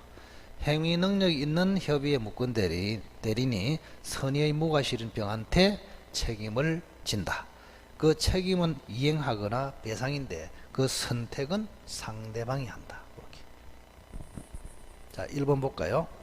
자, 대리권을 증명하지 못한 어른, 갑 대신에 을로 바꾸라 그랬죠. 어른, 병의 선택에 따라서 병에게 이행하거나 배상 책임이 있다. 이게 정확하네. 1번이 맞습니다. 자, 이번에 최고 했는데 확답을 바라지 않았다. 즉 침묵하면은 추인으로 본다, 거절로 본다. 거절로 X. 자, 그 다음에 철회하고 추인하고 차이가 있습니다. 최고, 여기 보세요. 최고는 병이 선악을 불문하고 할 수 있지만 철회는 반드시 선의의 병만 할 수 있습니다. 그러니까 자, 그러면 3번 보시면 알았더라도, 그러니까 악의의 병은 철회할 수 없다. X. 자, 4번에 갑은 병한테 거절의 의사표시를 할 수 있으나 을에게는 할 수 없다. 자, 추인의 대상, 거절의 대상이 누구냐 이 말입니다. 이것도 굉장히 중요합니다. 누구한테 추인하느냐, 누구한테 거절하느냐 다 됩니다. 모든 사람에게 할 수 있어요. 을에게도 할 수 있고 병한테도 할 수 있고 병으로부터 넘겨받은 전득자 병다시에게도 할 수 있고. 추인이나 거절의 상대방이 제한이 있다 없다? 없습니다. 조심해야 됩니다. 자, 그래서 4번도 틀렸네요. 갑은 병에게 거절의 의사표시도 할 수 있고 을에게도 할 수 있고 그렇습니다. 상대방에 대해서 할 수 있고 무권 대리인에게 할 수도 있다. 자, 4번도 X. 자, 이번에 묵시적 추인이 되냐. 자, 여기 보세요. 자, 갑이 본인이 말로써 하면은 명시적 추인, 행동으로 하면은 묵시적 추인. 그래서 묵시적 추인이 되려면 본인이 조금이라도 행동을 해야 돼. 그게 기준이에요. 그럼 한번 봅시다. 행동했는지. 자, 갑이 무권 대리 행위가 있음을 알면서 이의를 제기하지 않았다. 행동했습니까? 가만히 있었습니까? 가만히 있었죠. 그러니 묵시적 추인이 안 된다. 이래 맞잖아요. 그죠? 자, 62번 틀린 것을 골라라. 표현 대리가 성립하는 경우에도, 옆에 써놓으세요. 표현 대리가 성립하는 경우에도 협의의 무권 대리 규정이 적용된다. 따라서 선의의 상대방은 철회할 수 있다. 표현 대리가 성립되어도 협의의 무권 대리가 적용되기 때문에 선의의 상대방은 철회할 수 있다. 자, 이번에 상대방이 유권 대리를 주장하며 이행을 청구하는 경우에 법원은 표현 대리 성립 여부를 심리 판단해야 된다. 이게 틀렸네요. 자, 우리가 조심해야 될 것이 크게 유권 대리하고 반대되는 게 무권 대리예요. 무권 대리, 대리권이 없단 말이에요. 그다음 무권 대리는 다시 두 가지로 표현 대리하고 협의의 무권 대리하고 이렇게 나눠진단 말이에요. 그럼 결국에는 표현 대리도 여기에 들어가는 거야. 아시겠죠? 그러면 표현 대리를 주장하면은, 그죠? 표현 대리 주장 속에는, 그죠? 무권 대리가 들어가냐 안 들어가냐 이런 문제도 있고, 갑자기 그냥 표현 대리를 주장해야 되는데 유권 대리를 주장해 버렸어. 이거하고 비슷합니까? 전혀 다릅니까? 전혀 다르지. 이거는 대리권이 있는 것이고 없는 거 아닙니까? 그래서 유권 대리 주장 속에는 표현 대리 주장이 포함되어 있지 않다. 이런 표현이 있습니다. 왜? 유권 대리와 표현 대리는 전혀 다르다. 표현 대리는 유권입니까? 무권입니까? 무권. 자, 그래서 다시 읽어봅시다. 자, 상대방 병이 유권 대리를 주장하면서 이행을 청구할 때 유권 대리 주장 속에는 표현 대리가 포함됩니까? 안 됩니까? 안 돼. 안 되기 때문에 법원은 표현 대리 성립 여부를 심리 판단해야 합니까? 할 필요 없습니까? 할 필요 없다. 2번이 X입니다. 자, 3번 옆에다가는 묵시적 대리권 수여 표시도 인정. 자, 우리가 125조 표현 대리를 뭐랍니까? 대리권 수여 표시에 의한 표현 대리. 그때 대리권 수여 표시는 묵시적 대리권 수여 표시도 인정될 수 있다. 그게 3번입니다. 자, 4번에 126조 표현대리 권한을 넘은 표현들이 있어서 기본 대리권에는 복대리권도 포함된다. 자, 권한을 넘은 126조 표현들의 3대 요건이 세 가지죠. 기본 대리권 있고 월권행위 있고 정당한 이유가 있고, 이때 기본 대리권은 아무나 다 들어간다. 그거 한번 써보세요. 기본 대리권에는 복대리권도 포함, 법정 대리권도 포함, 일상가사 대리권도 포함, 공법상 대리권도 포함, 125조, 129조 표현 대리권도 포함. 다 됩니다. 자, 다시 한번 읽어볼까요? 복대리권, 법정 대리권, 일상가사 대리권, 또 공법상 대리권, 또 125조, 129조 표현적 대리권 다 들어갑니다. 자, 5번에는 과실상계가 적용이 안 된다 그랬습니다. 표현 대리가 성립됐을 때는 과실상계가 적용 안 된다. 따라서 상대방에게 과실이 있더라도 본인의 책임을 감경할 수 없다. 즉 과실상계가 준용되지 않습니다. 자, 62번 틀린 것은 1번 볼까요? 자, 무효임을 알고 추인한 때는 새로운 법률행위를 한 것으로 본다. 정확합니다. 139조 무효행위 추인. 자, 이번은 137조 일부 무효네요. 법률행위 중에서 일부가 무효이면 원칙은 뭐로 간다? 전부 무효. 맞네요. 자, 3번을 잘 보세요. 취소할 수 있는 법률행위는 추인할 수 있는 후. 자, 이거는 지금 법정 추인을 물었거든요. 법정 추인. 시험은 행동으로 추인이 되는 법정 추인이 나올 가능성이 굉장히 높습니다. 말로서 하는 것을 임의 추인, 행동으로 하는 것을 법정 추인. 자, 법정 추인이 되면은 유효로 확정이 되어 버립니다. 따라서 더 이상 취소는 금지됩니다. 그래서 취소권은 소멸해 버려요. 법정 추인이 되면. 근데 법정 추인이 되려 하면은 6가지 사유가 발생해야 되고, 이 6가지 사유가 취소, 원인, 종료 후에 생겨야 합니다. 그리고 이유복 없이 되는 거는 필요 없고. 그러면 6가지 사유 중에서 1번, 2번, 3번, 4번, 5번, 6번 중에서 2번과 5번을 조심하라 그랬습니다. 기억납니까? 2번이 뭐예요? 이행청구. 5번이 뭐예요? 권리양도. 이행청구와 권리양도만큼은 취소권자가 해야 된다. 꼭 기억하십시오. 그리고 취소 원인 종료 후에 사유가 발생이 된다. 그럼 취소 원인 종료 후라는 말은, 그죠? 정확하게 미성년자는 뭐가 됐을 때? 성년자가 됐을 때. 차고, 사기, 강박은 그 상태에서 벗어났을 때. 벗어났다는 사실은 그 상태를 알았을 때. 이렇게. 자, 그래서 법정 추인은 2번하고 5번하고 알고 있느냐, 요 개념을 알고 있냐, 이게 핵심이. 자, 그러면 3번이 잘 보여. 추인할 수 있는 후에, 같은 말 취소 원인 종료 후에 했으니까 하나의 요건은 통과했네요. 2번은 통과했네. 이보류도 없다. 3번도 통과했네. 3번에 이보류가 없어야 된다 그랬잖아요. 이보류가 없어야 한다. 이렇게. 그러면 이제 여기 보세요. 다시 한번 앞으로 법정 추인이 되려면은 1번, 2번, 3번 요건이 갖춰져야 돼. 근데 금방 보니까 요 두 개는 통했네 벌써. 추인할 수 있는 후에, 취소 원인 종료 후에 해서 통과. 이유보도 없다. 통과. 그럼 이것만 이제 해당되면 되잖아요. 6개 사유 중에서 이행 청구와 권리 양도만큼은 누가 해야 된다고? 취소권자. 저 그럼 보세요. 그 밑에 상대방이 이행 청구했습니까? 취소권자가 했습니까? 상대방이. 그러니까 안 되잖아요. 그죠? 자, 3번은 법정 추인이 된다 안 된다? 안 돼.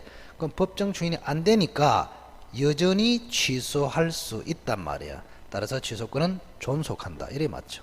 3번이 X입니다. 자, 4번의 제한 능력자는 미성년자를 생각하세요. 미성년자는, 그죠? 받은 것을 돌려줄 때도 보호를 받습니다. 그래서 제한 능력자, 미성년자는 선악을 불문하고 현존이익을 상환할 책임만 있다. 맞네요. 그죠? 4번. 근데 미성년자가 아니고 성인이면은 현존이익, 악이면 전손해배상 이렇게 됩니다.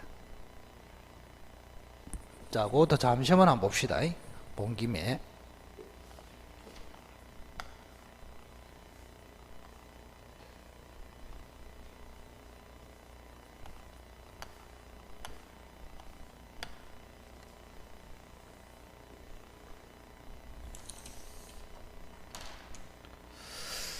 자, 그 물음을 조금 그 미성년자가 그런 이야기입니다. 자, 지금 토지를 을에게 지금 팔았습니다. 지금 1억으로 매매. 그 토지가 넘어갔죠? 1억이 이쪽으로 넘어갔어요. 근데 갑이 16세로서 동의 안 받고 했다. 그러면 취소할 수 있다. 취소. 그럼 취소를 해버렸어요.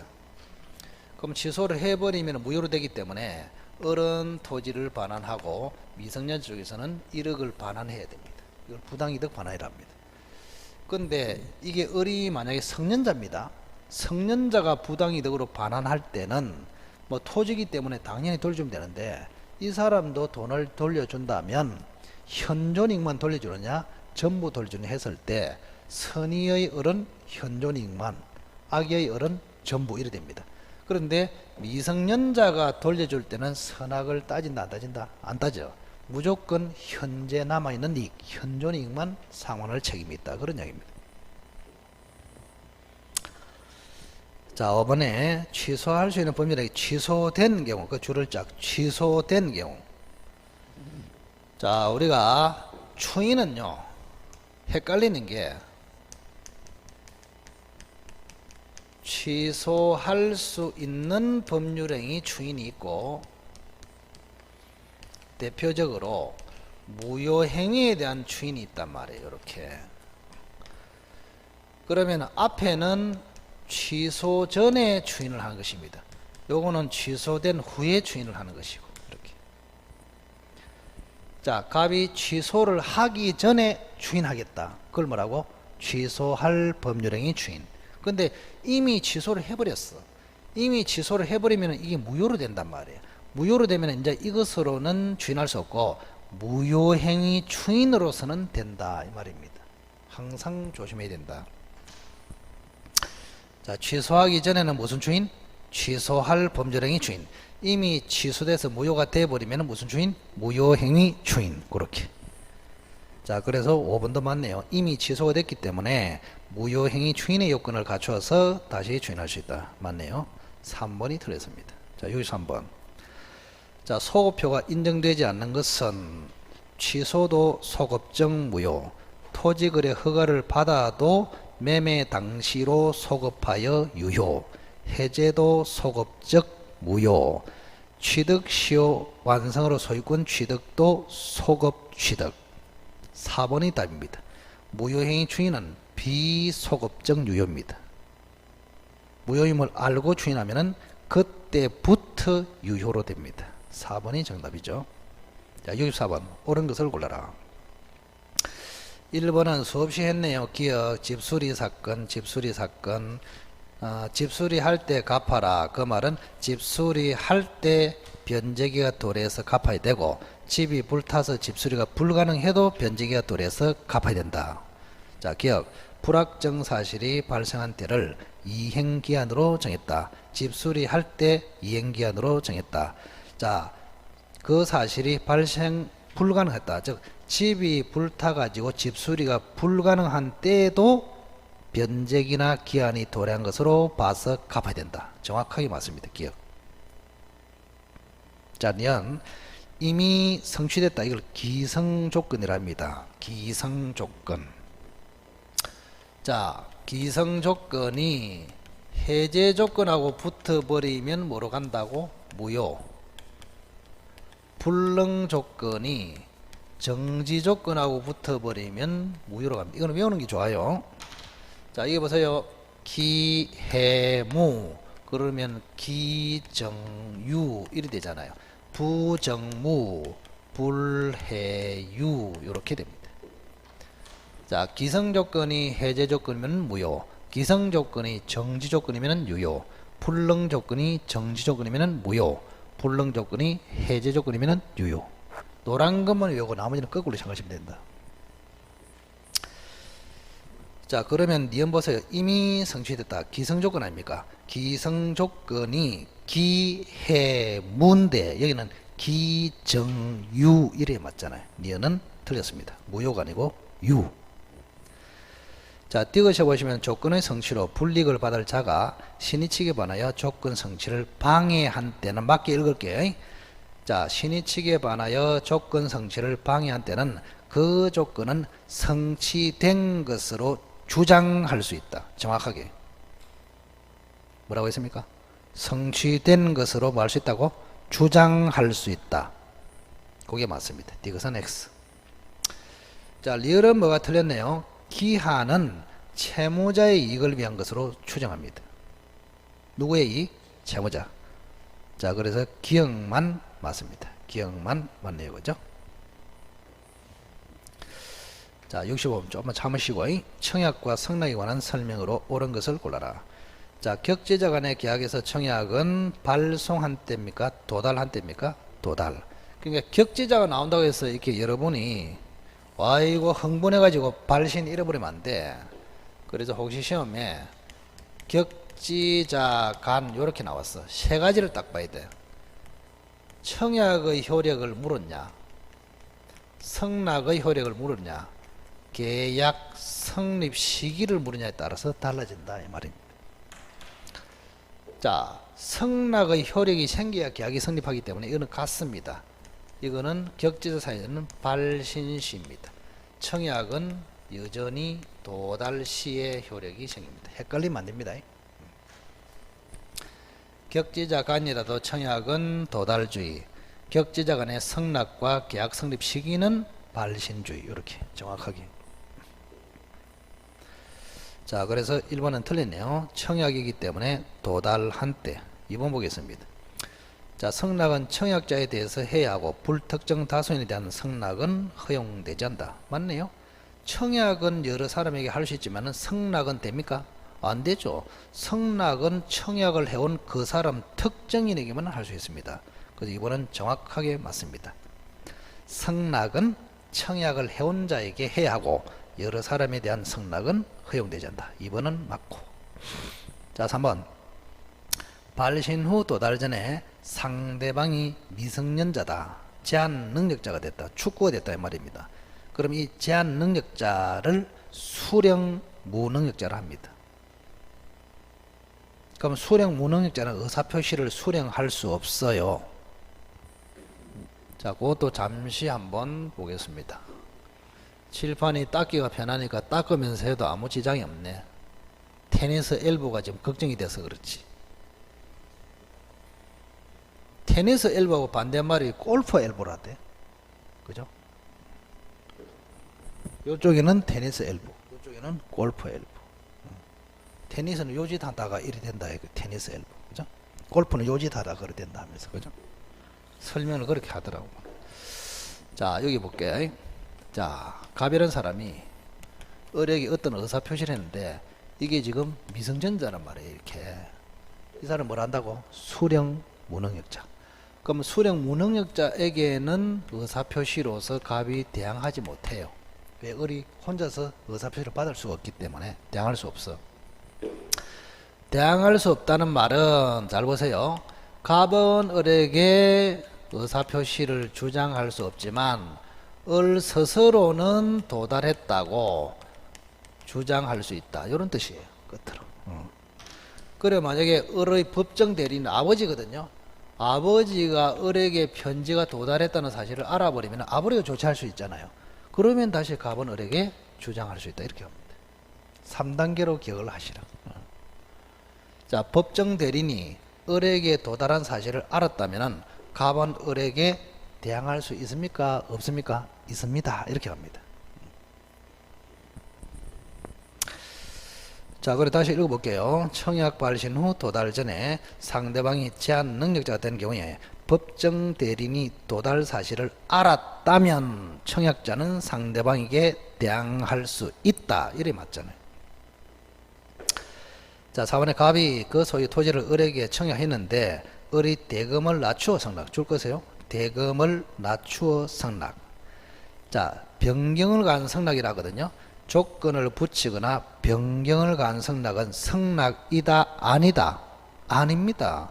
상납은 오케이, 이게 상납이에요. 그 변경을 가한 상납은 상납이 아니므로 계약은 성립하지 않습니다. 일단 자, 오늘 갑이 대금을 확정하지 않고 그의 주택을 을에게 팔겠다고 했습니다. 팔겠다. 자, 주택이 하나 있습니다. 자, 보세요. 갑이 을에게 팔겠다고 했습니다. 팔겠다.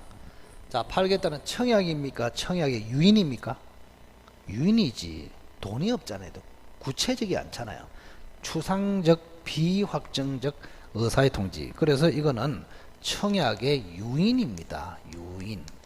그럼 갑이 유인을 하니까 을 쪽에서 이제 청약을 할 거 아닙니까? 이렇게 청약. 을 쪽에서 청약을 합니다. 얼마에 청약했습니까? 을이 1억 원에 사겠다는 청약을 했단 말이에요. 1억 원에 사겠다. 이렇게. 그럼 1억 원에 사겠다. 을이 청약하면은 갑이 오케이 이래 하면은 1억 원에 이제 계약이 성립하겠죠. 근데 갑이 오케이 한 적이 있는지 찾아보세요. 있습니까? 없잖아요. 그냥 을이라는 사람이 1억으로 청약했다. 요까지밖에 없잖아요. 그럼 청약만 있고 성락은 없잖아요. 계약 성립한다 안 한다? 안 하지 당연히. 자, 5번도 그래서 X입니다. 천천히 읽어보면 별로 어렵지 않습니다. 여러분 흥분을 잘해서 그렇지. 아이고 이래갖고. 자, 2번이 옳고 나머지는 다 틀렸습니다. 자, 66번. 동시행 항변권에 관한 설명으로 틀린 것을 골라라. 자, 선행 의무자가 이행하지 않고 있는 동안에 상대방이 후행 의무 변제에 도래하면은 선행 의무자도 여전히 항변권을 주장할 수 있다. 1번이 틀렸네. 자, 그것도 수없이 했는데 다시 한번 연습을 하겠습니다. 간단하게. 자, 갑이라는 사람이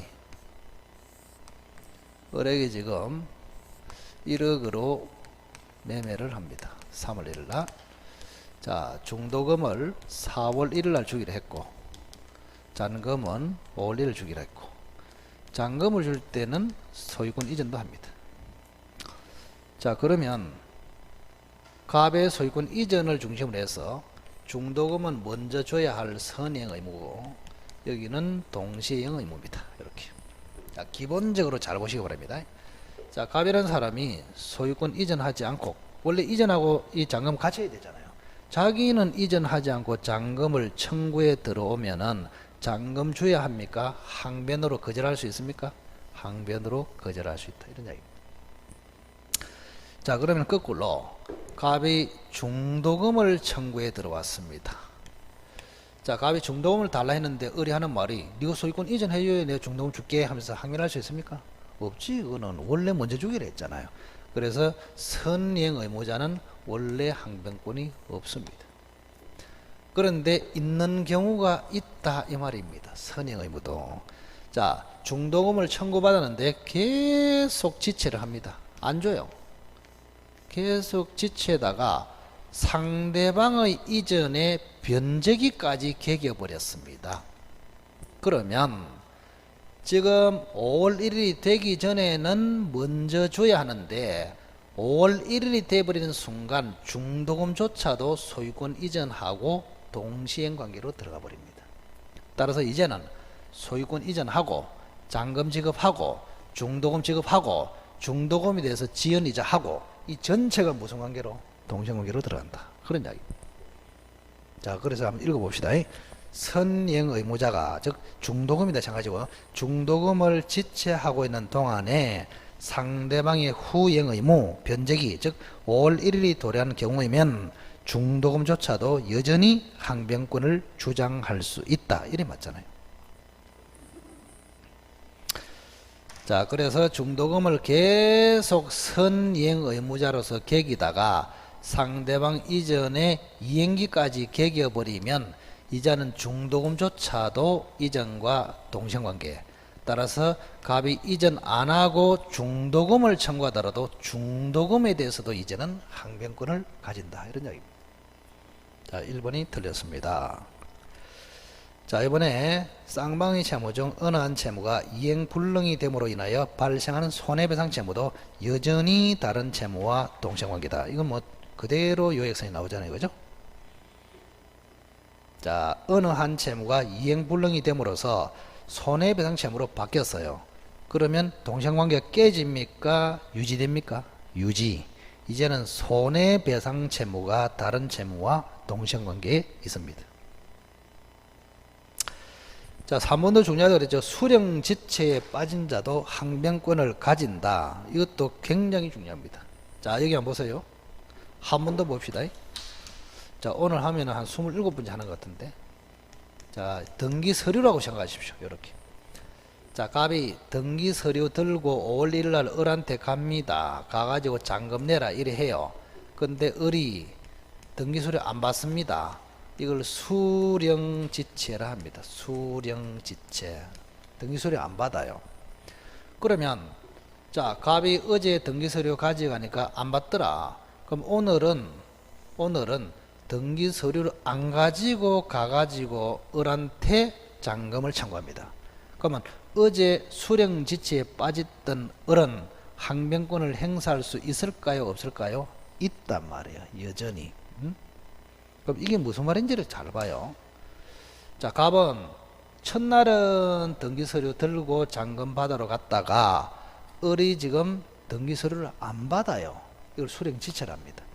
근데 그 다음 날은 어제 가보니까 등기서류 안 받더라. 그래서 오늘은 등기서류 안 가지고 가서 잔금을 청구했단 말이에요. 그러면 을은 수령지체에 어제 빠졌더라도 갑이 자기는 이전 안 하고 달라 하기 때문에 여전히 항변해서 거절할 수 있단 말이에요. 그럼 이 표현을 잘 기억하십시오. 수령지체에 빠졌던 자도 항변권의 요건을 갖추면 항변권을 행사할 수 있다. 그러면 이 사람의 항변권을 소멸시키려면은 어제 한번 제공으로 족하다 오늘도 제공해야 된다. 오늘도 제공. 이걸 계속 제공이랍니다. 계속 제공해야 항변권이 소멸합니다. 그렇게. 그래서 3번에 수령지체에 빠진 당사자도 여전히 항변권을 가진다. 자, 4번은 많이 봤네요. 자, 임대인의 보증금 반환과 임차인의 목적물 반환은 동시행 관계지만 임차인의 등기 말소는 동시행이다. 후행이다. 후행. 그래서 4번은 맞네요. 동시행관계가 아니다. 자, 이번에 채무자는 상대방의 이행 제공이 없는 한 이행기의 채무를 이행하지 않더라도 이행지체 책임이 없다. 자, 이런 이야기입니다. 이게 보세요. 자, 갑이 5월 1일 날 소유권 이전을 안 합니다. 즉 이행 제공을 안 했어. 그럼 을도 이행 제공을 안 하더라도 이행지체입니까? 아닙니까? 아니죠. 네가 이전을 안 해주기 때문에 내가 잔금을 안 준다. 이거는 이행지체다. 아니다. 아니다. 그래서 항변권을 가지고 있으면 이행을 하지 않더라도 이행지체 책임이 면제됩니다. 아시겠어요? 그 이야기 5번 아닙니까? 자, 채무자는 상대방이 이행 제공이 없는 한 이행계의 채무를 이행하지 않더라도 이행지체 책임을 면한다. 권리에다 써놨어요. 이행지체 책임 면제효.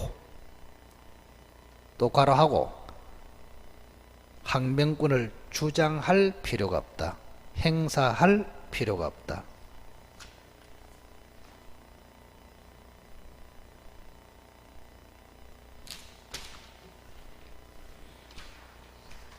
이행지체 책임 면제효, 이행지체 책임 저지효 이렇게 합니다. 자, 66번은 1번이 답이 되겠습니다. 자, 뒤로 넘겨보시고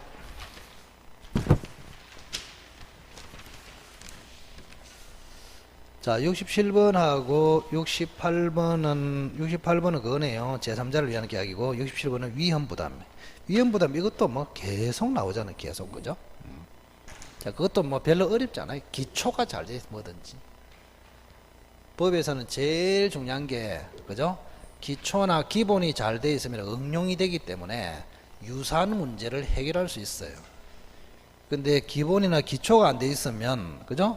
똑같은 문제는 답을 내는데 조금만 바꿔서 내면은 답이 안 보입니다. 자, 위험부담을 한번 판단해 보겠습니다. 건물입니까? 뭡니까? 건물이가 뭐고? 주택이네. 주택이네. 건물 맞다 이거. 그죠? 건물을 1억으로 매매했어. 3월 1일 날. 근데 3월 1일 날 기점으로 여기서 불타버렸다. 이래 돼 있네.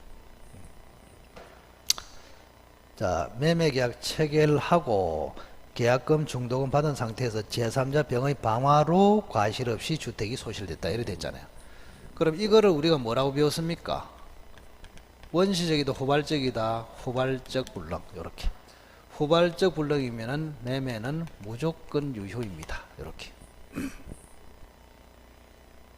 자, 그러면 갑과 을에게 귀책 사유가 있습니까? 제3자 방화입니까? 제3자 방화. 그럼 요거는 이제 후발적 불능으로 해서 위험 부담 문제인데 자, 위험 부담은 잘 들으세요. 자, 갑의 귀책 사유가 있느냐? 갑의 귀책 사유가 없느냐?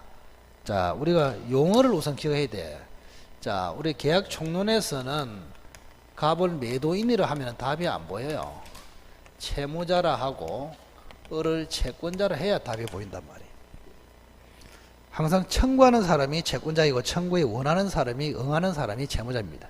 자, 그러면 채무자의 잘못으로 불탔을 때는 이때는 채무 불이행 책임으로 처리합니다. 즉 을은 갑에게 채무 불이행 책임으로 해제하거나 손배 청구를 할 수 있어요. 그런데 갑의 잘못이 없을 때 이때 위험 부담으로 처리합니다. 이때 위험 부담으로 처리한다. 그럼 이것도 이제 두 가지로 나누겠지. 을에게도 귀책 사유가 없다. 쌍변. 양쪽에 귀책 사유가 없다는 말은 천재지변으로 제3자 방화로 불탔다 그런 뜻입니다.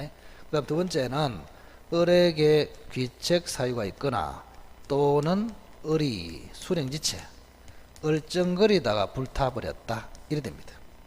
자, 그러면 자, 갑의 잘못 없이 불탔을 때는 갑의 소유권 이전 채무는 무조건 소멸합니다. 근데 을에게도 귀책 사유가 없어요. 에? 그럼 을은 1억을 줘야 되느냐 이런 이야기입니다.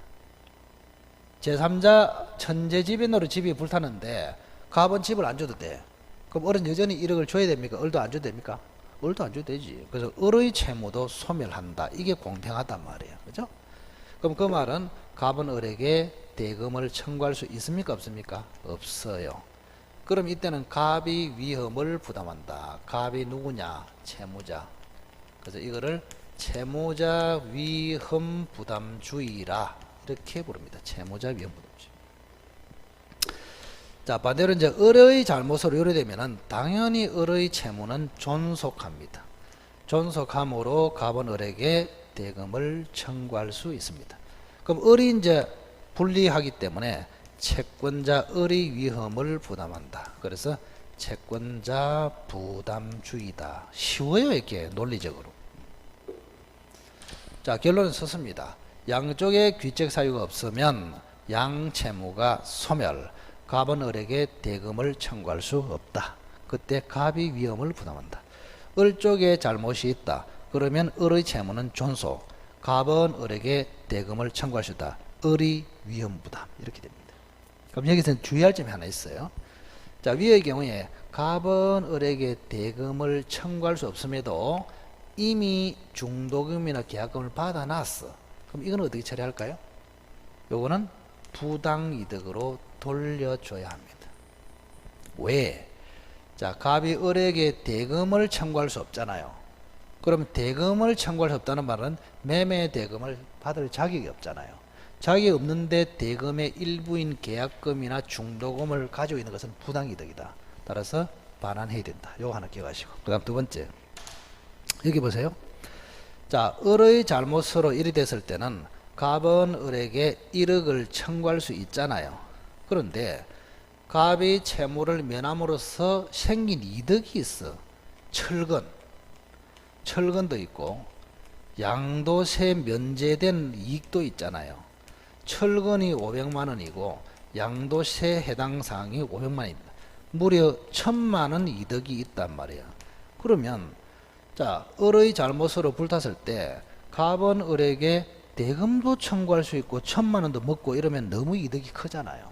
그래서 갑은 을에게 대금을 청구하는 대신에 이것은 채무를 면함으로써 생긴 이득은 을에게 상환해야 된다. 이렇게 되어 있습니다. 그거까지. 그래서 요 계약금 돌려줘야 된다. 상환해야 된다. 요것만 부차적으로 알면은 해결이 다 된다. 자, 1번 한번 볼까요? 자, 양쪽에 제3자 방화니까 갑에게도 귀책사유 없고 을에게도 귀책사유 없다. 그럼 갑이 위험을 부담하게 되므로 갑은 청구할 수 없다. 맞네요. 자, 이런 경우에 갑에게 대금 지급 청구를 인정하기로 하는 특약은 유효하다. 이건 무슨 말입니까? 자, 지금 우리 물권법입니까? 계약법입니까? 계약법. 계약법은 규정이 99%가 강행 규정이다, 임의 규정이다. 임의 규정. 임의 규정은 특약으로 달리 정할 수 있습니다.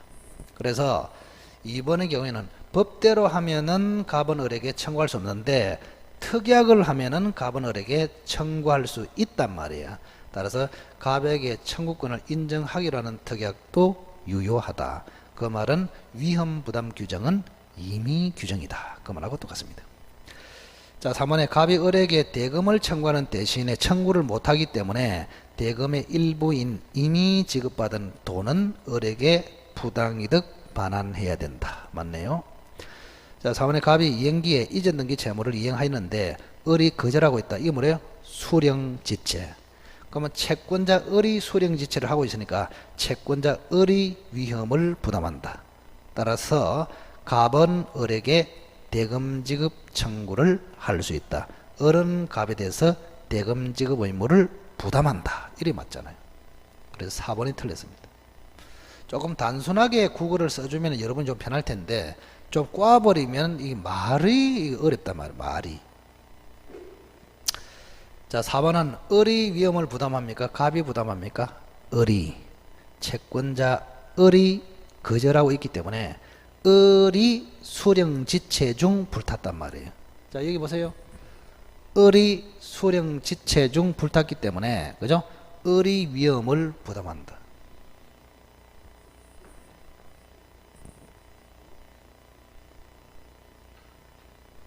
(4번이) 맞다 틀리다?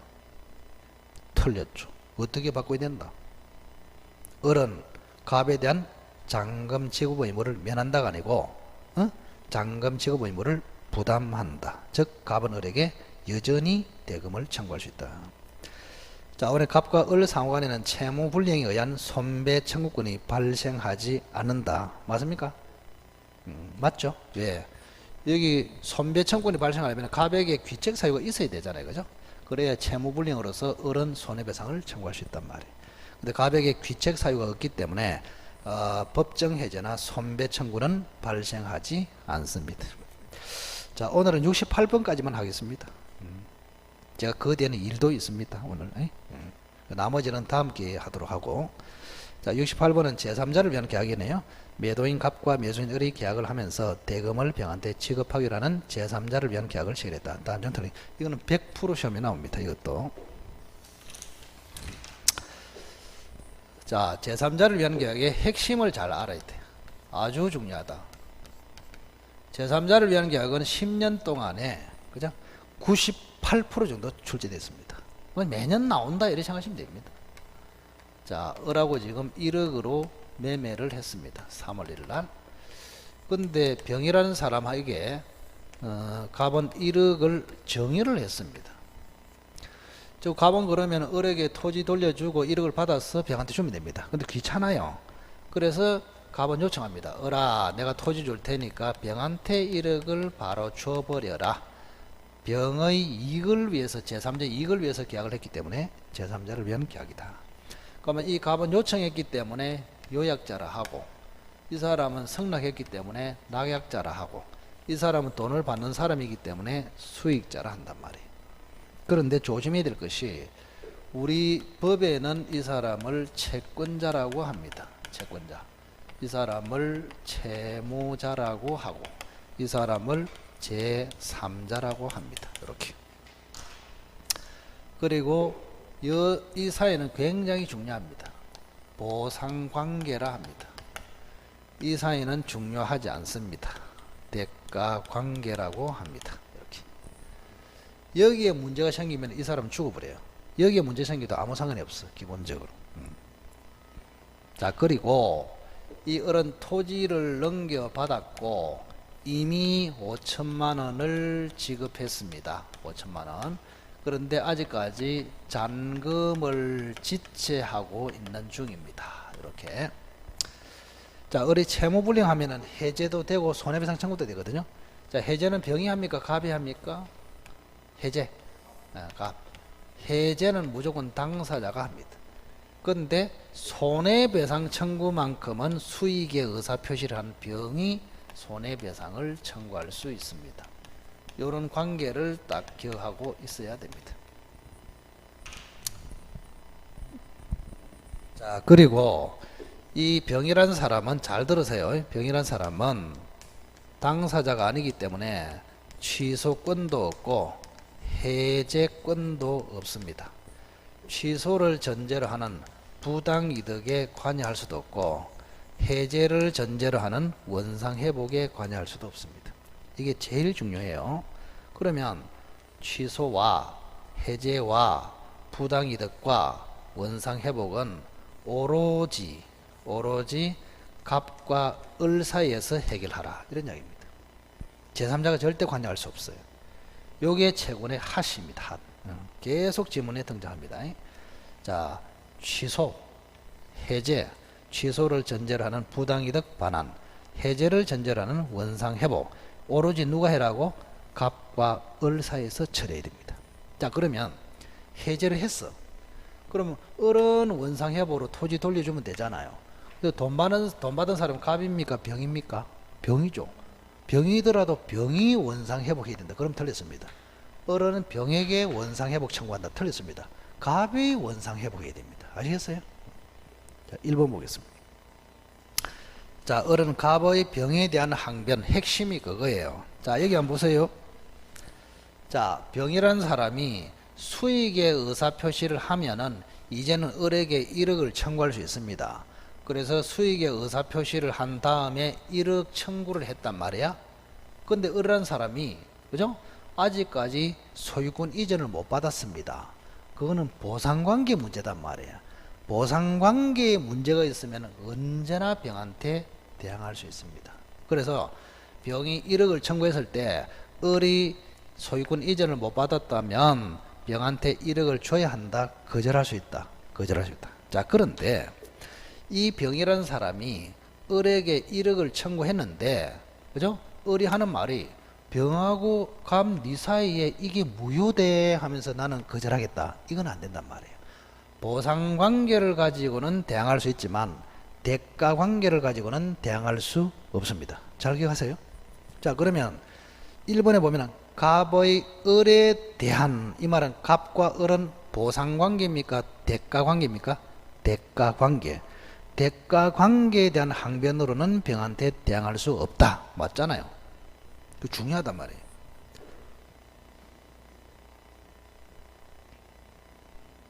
자, 대가관계 사유로, 대가관계 항변으로는 병한테 대항할 수 있다 없다? 없어. 자, 이번에 병이 수익의 의사표시를 한 후 을이 대금을 지급하지 않으면 갑은 해제할 수 있다. 맞네요. 자, 병이 수익의 의사표시를 한 후에 을이 병한테 대금을 지급하지 않으면, 그죠? 병은 뭐하고? 손해배상 청구하고, 갑은 뭐하고? 해제하고. 여기 보세요. 좀 전에 했잖아요. 자, 을이 대금을 지급하지 않으면, 그죠? 해제는 누가 하고? 갑이 하고. 손배 청구는 누가 하고? 병이 하고. 그 이야기 아닙니까?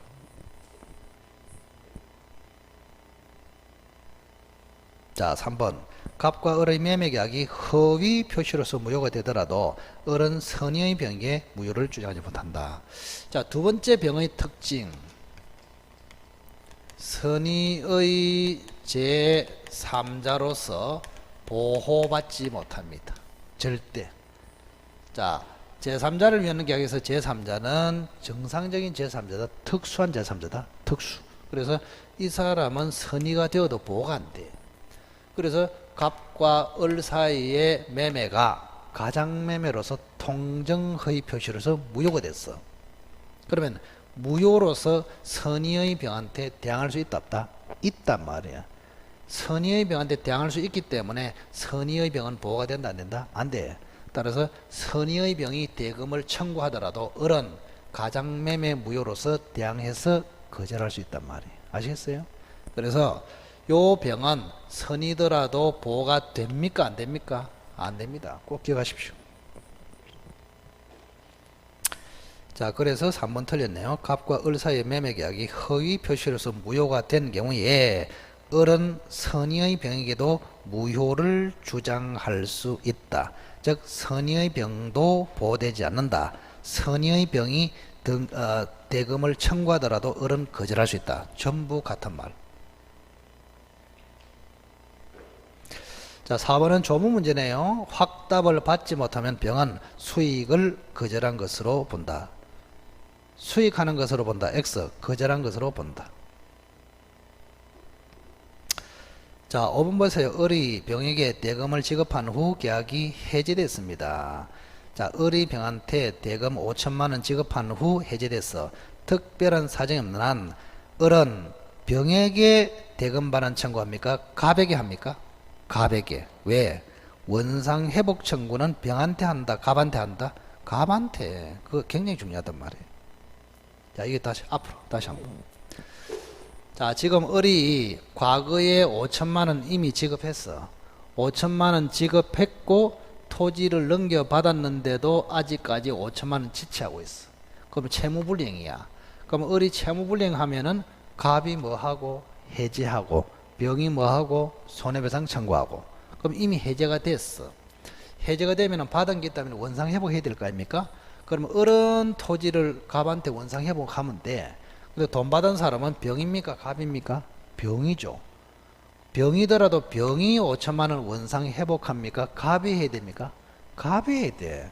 그래서 아까도 자꾸 이야기했지만 해제와 원상 회복, 취소와 부당이득 반환은 누가 해야 된다?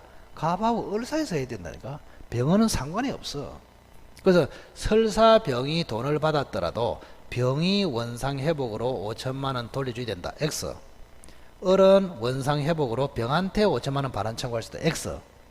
갑이 원상 회복으로 5천만 원 돌려준다. O. 을은 갑에게 원상 회복으로 5천만 원 반환을 청구할 수 있다. O. 무슨 말인지 알겠죠? 병하고는 아무 상관이 없단 말이에요. 자기들끼리 나중에 받든지 그건 둘째 문제고. 에? 그래서 아까도 계속 이야기하고 있지만 취소와 부당이득 반환, 해제와 원상 회복은 누구끼리 해라고? 당사자 갑과 을 사이에서 꼭 해야 된단 말이야. 병이 관여할 수가 없어. 그렇게 보시면 되겠습니다. 자, 오늘은 여기까지 하고 다음에 남은 거는 기회가 있으면 뭐 여기 하든지 안 되면은 제 혼자서 촬영을 할 테니까 그때 동영상 올리면은 꼭 한번 보시기 바랍니다. 아시겠죠? 하여튼 간에 뭐 여러분들이 도와주셔가지고 오늘 무난하게 조금 실증감 있게 강의도 됐고 도움이 됐습니다. 혼자서 하면은 실증감이 좀 없어요. 그냥 뭐 혼자서 쭉쭉 하다가 넘어가 버리고. 그래서 감사드리고 어쨌든 도움이 조금이라도 되었으면 좋겠고 다음에 혹시 그게 동영상 다 올라가면은 꼭 한번 보시기 바랍니다. 아시겠죠? 자, 감사합니다. 수고했습니다.